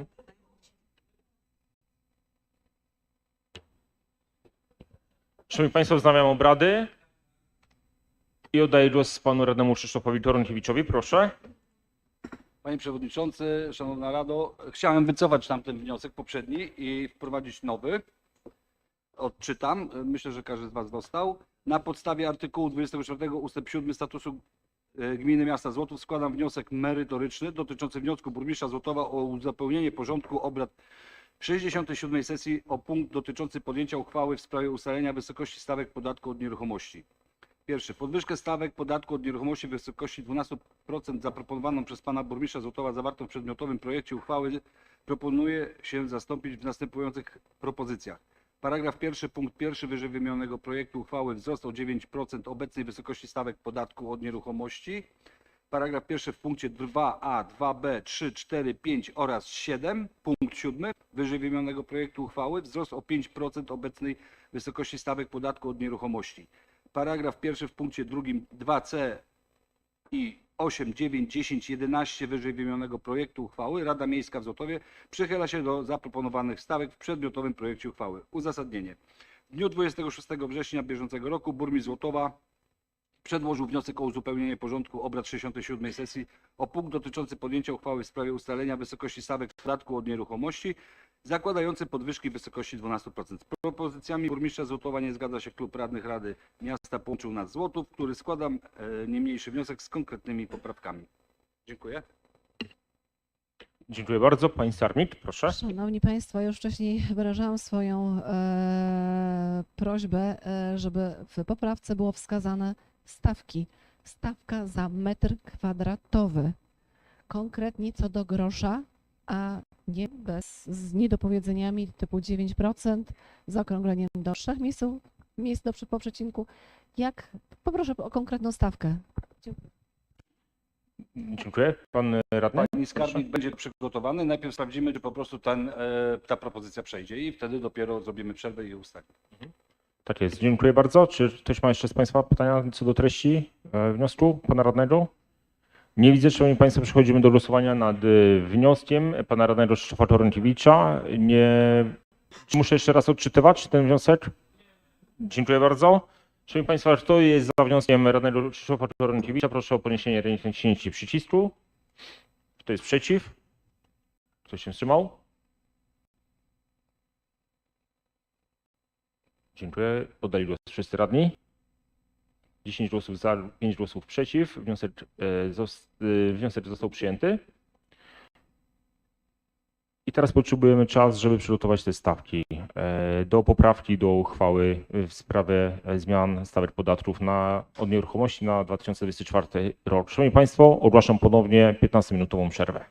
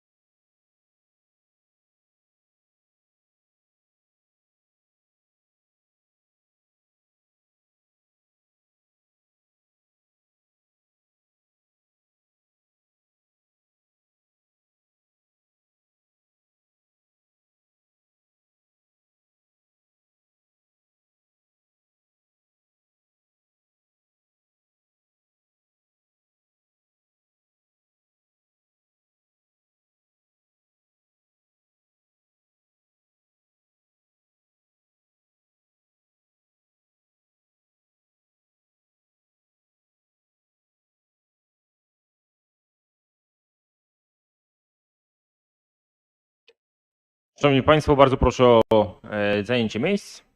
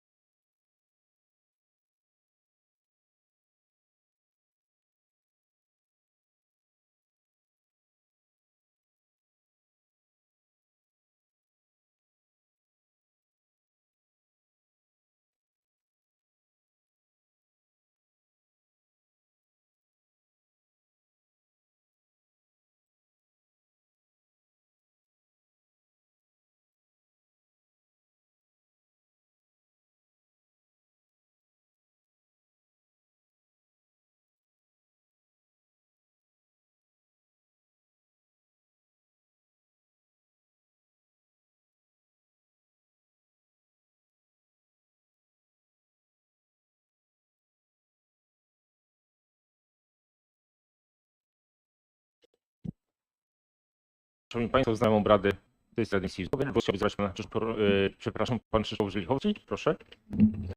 Panie Przewodniczący, Wysoka Rado, tutaj po tych możliwych rozmowach w przerwie pozwoliliśmy sobie sprawić jedną nieruchomość przy ulicy Domańskiego, czyli niedaleko, i przy podwyżce o różnicy 2,50 zł podatku od nieruchomości wychodziło nam, że ten przedsiębiorca zapłaci więcej o 15 tysięcy złotych. Także to nie jest takie 250 zł, jak tu mówił pan Stanisław, bo to zależy kto ile ma gruntów. Także jeden będzie miał 15, drugi będzie miał 50, trzeci będzie miał 20, 250. Także o 15 tysięcy złotych przy podwyżce 2,50 zł. Dziękuję bardzo. No zabudowana nieruchomość, głos- która Dziękuję. ma dużo metrów, jeszcze dużo placu. Dziękuję bardzo. Głos przekazuję panu radnemu Krzysztofowi Torynkiewiczowi. Żeby skrócić, odczytam wniosek już z poprawkami i ze stawkami. Proponuje się przyjąć następujące brzmienie przedmiotowego projektu uchwały. Paragraf pierwszy ustala się następujące roczne stawki podatku od nieruchomości. Punkt pierwszy. Od 1 metra powierzchni użytkowej budynków mieszkalnych lub ich części 0,97 zł. Punkt drugi. Od 1 metra powierzchni użytkowej budynków lub ich części związanych z prowadzeniem działalności gospodarczej oraz od budynków mieszkalnych lub ich części zajętych na prowadzenie działalności gospodarczej 24 zł i 51 groszy. Przy czym podpunkt A od 1 metra powierzchni użytkowej wiatr 19,06 zł. Punkt B od 1 metra powierzchni użytkowej pomieszczeń higieno-sanitarnych określonych w paragrafie drugim niniejszej uchwały 21,86 zł. Punkt C od 1 metra powierzchni użytkowej budynków lub ich części związanych z prowadzeniem działalności gospodarczej oraz od budynków mieszkalnych lub ich części zajętych na prowadzenie działalności gospodarczej w zakresie stacji paliw, banków i instytucji finansowych 33 zł i 10 groszy. Punkt trzeci od 1 metra powierzchni użytkowej budynków lub ich części zajętych na prowadzenie działalności gospodarczej w zakresie obrotu kwalifikowanym materiałem siewnym 12 zł 92 grosze. Punkt czwarty. Od 1 metra powierzchni użytkowej budynków lub ich części związanych z udzieleniem świadczeń zdrowotnych w rozumieniu przepisów o działalności leczniczej zajętej przez podmioty udzielające tych świadczeń 5 zł 63 grosze. Punkt piąty. Od 1 metra powierzchni użytkowej pozostałych budynków lub ich części, w tym zajętych na prowadzenie odpłatnej statutowej działalności pożytku publicznego przez organizację pożytku publicznego 9 zł 30 groszy. Punkt 6. Od budowli procent ich wartości określonej na podstawie artykułu 4 ust. 1 punkt 3 i ustawy 3 i 7 ustawy o podatkach i opłatach lokalnych 2%. Punkt 7. Od 1 metra powierzchni gruntów związanych z prowadzeniem działalności gospodarczej bez względu na sposób zakwalifikowania w ewidencji gruntów i budynków 0,99 groszy. Punkt 8. Od 1 metra powierzchni gruntów związanych z prowadzeniem działalności gospodarczej zajętych na prowadzenie działalności gospodarczej w zakresie stacji paliw, banków i instytucji finansowych złoty 34. Punkt 9. Od 1 hektara powierzchni gruntów pod wodami powierzchniowymi stojącymi lub wodami powierzchniowymi płynącymi jezior i zbiorników sztucznych 5 zł 91 groszy. Punkt 10. Od 1 metra powierzchni pozostałych gruntów, w tym zajętych na prowadzenie odpłatnej statutowej działalności pożytku publicznego przez organizację pożytku publicznego 0,62 grosze. Punkt 11. Od 1 metra powierzchni gruntów niezabudowanych objętych obszarem rewitalizacji, o którym mowa w ustawie z dnia 9 października 2005 roku, 15 roku, przepraszam, o rewitalizacji, tekst jednolity, Dziennik Ustaw z 2021 roku, pozycja 485 ze zmianami z 2023 roku, pozycja 28 i 1688 i położonych na terenach, dla których miejscowy plan zagospodarowania przestrzennego przewiduje przeznaczenie pod zabudowę mieszkaniową, usługową albo zabudowę o przeznaczeniu mieszanym, obejmującym wyłącznie te rodzaje zabudowy, jeżeli od dnia wejścia w życie tego planu w odniesieniu do tych gruntów upłynął okres 4 lat, a w tym czasie nie zakończono budowy zgodnie z przepisami prawa budowlanego. 4 zł 16 groszy. Dziękuję bardzo. Pytanie pana Stanisława Wełniaka.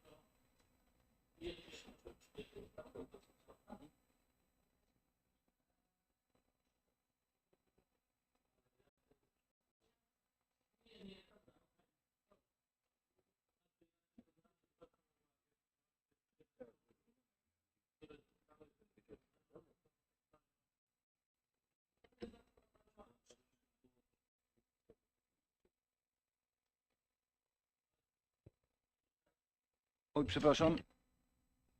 Stoją niezagospodarowane i tak na przyszłość, jeżeli, bo ja pierwsze słyszę, ja nie zauważyłem, że w poprzednich latach taka była pozycja, ale jeżeli jest taka możliwość, to proponuję, żeby na przyszły rok, tam kiedy będą jeszcze już inni będą uchwalać, żeby tu stosować stawki maksymalne.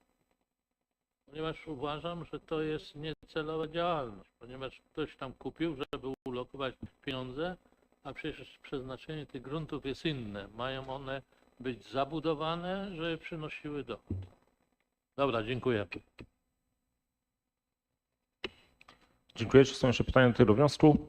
Nie widzę. Przechodzimy do głosowania nad wnioskiem numer 3 radnego Krzysztofa Czornkiewicza z dnia 27 września 2023 roku do projektu uchwały w sprawie ustalenia wysokości stawek podatku od nieruchomości. Kto z Państwa jest za wnioskiem? Proszę o naciśnięcie przycisku i podniesienie ręki. Kto jest przeciw? Kto się wstrzymał? Głosuje aktualnie 13 radnych, 2 radnych jest nieobecnych, a więc oddano 13 głosów, 9 głosów za, 1 przeciw i 3 głosy wstrzymujące się. Wniosek został przyjęty.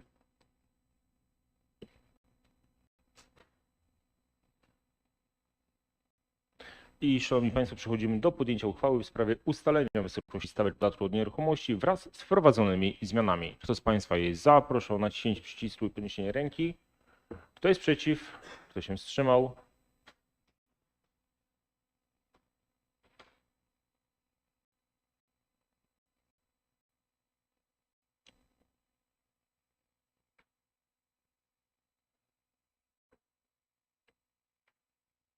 Mamy oddane 13 obecnych radnych głosy. 9 głosów za, 4 głosy wstrzymujące. Uchwała została podjęta. Punkt kolejny, szanowni państwo, to odpowiedzi na interpelacje i zapytania radnych. Tutaj odpowiedzi zostaną przedłożone państwu na piśmie przez pana burmistrza.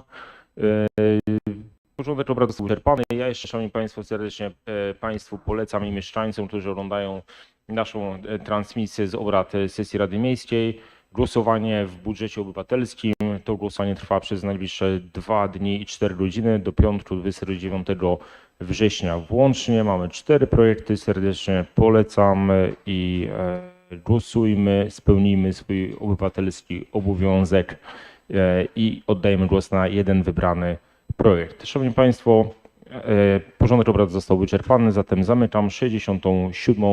sesję Rady Miejskiej w Złotowie. Dziękuję i do widzenia.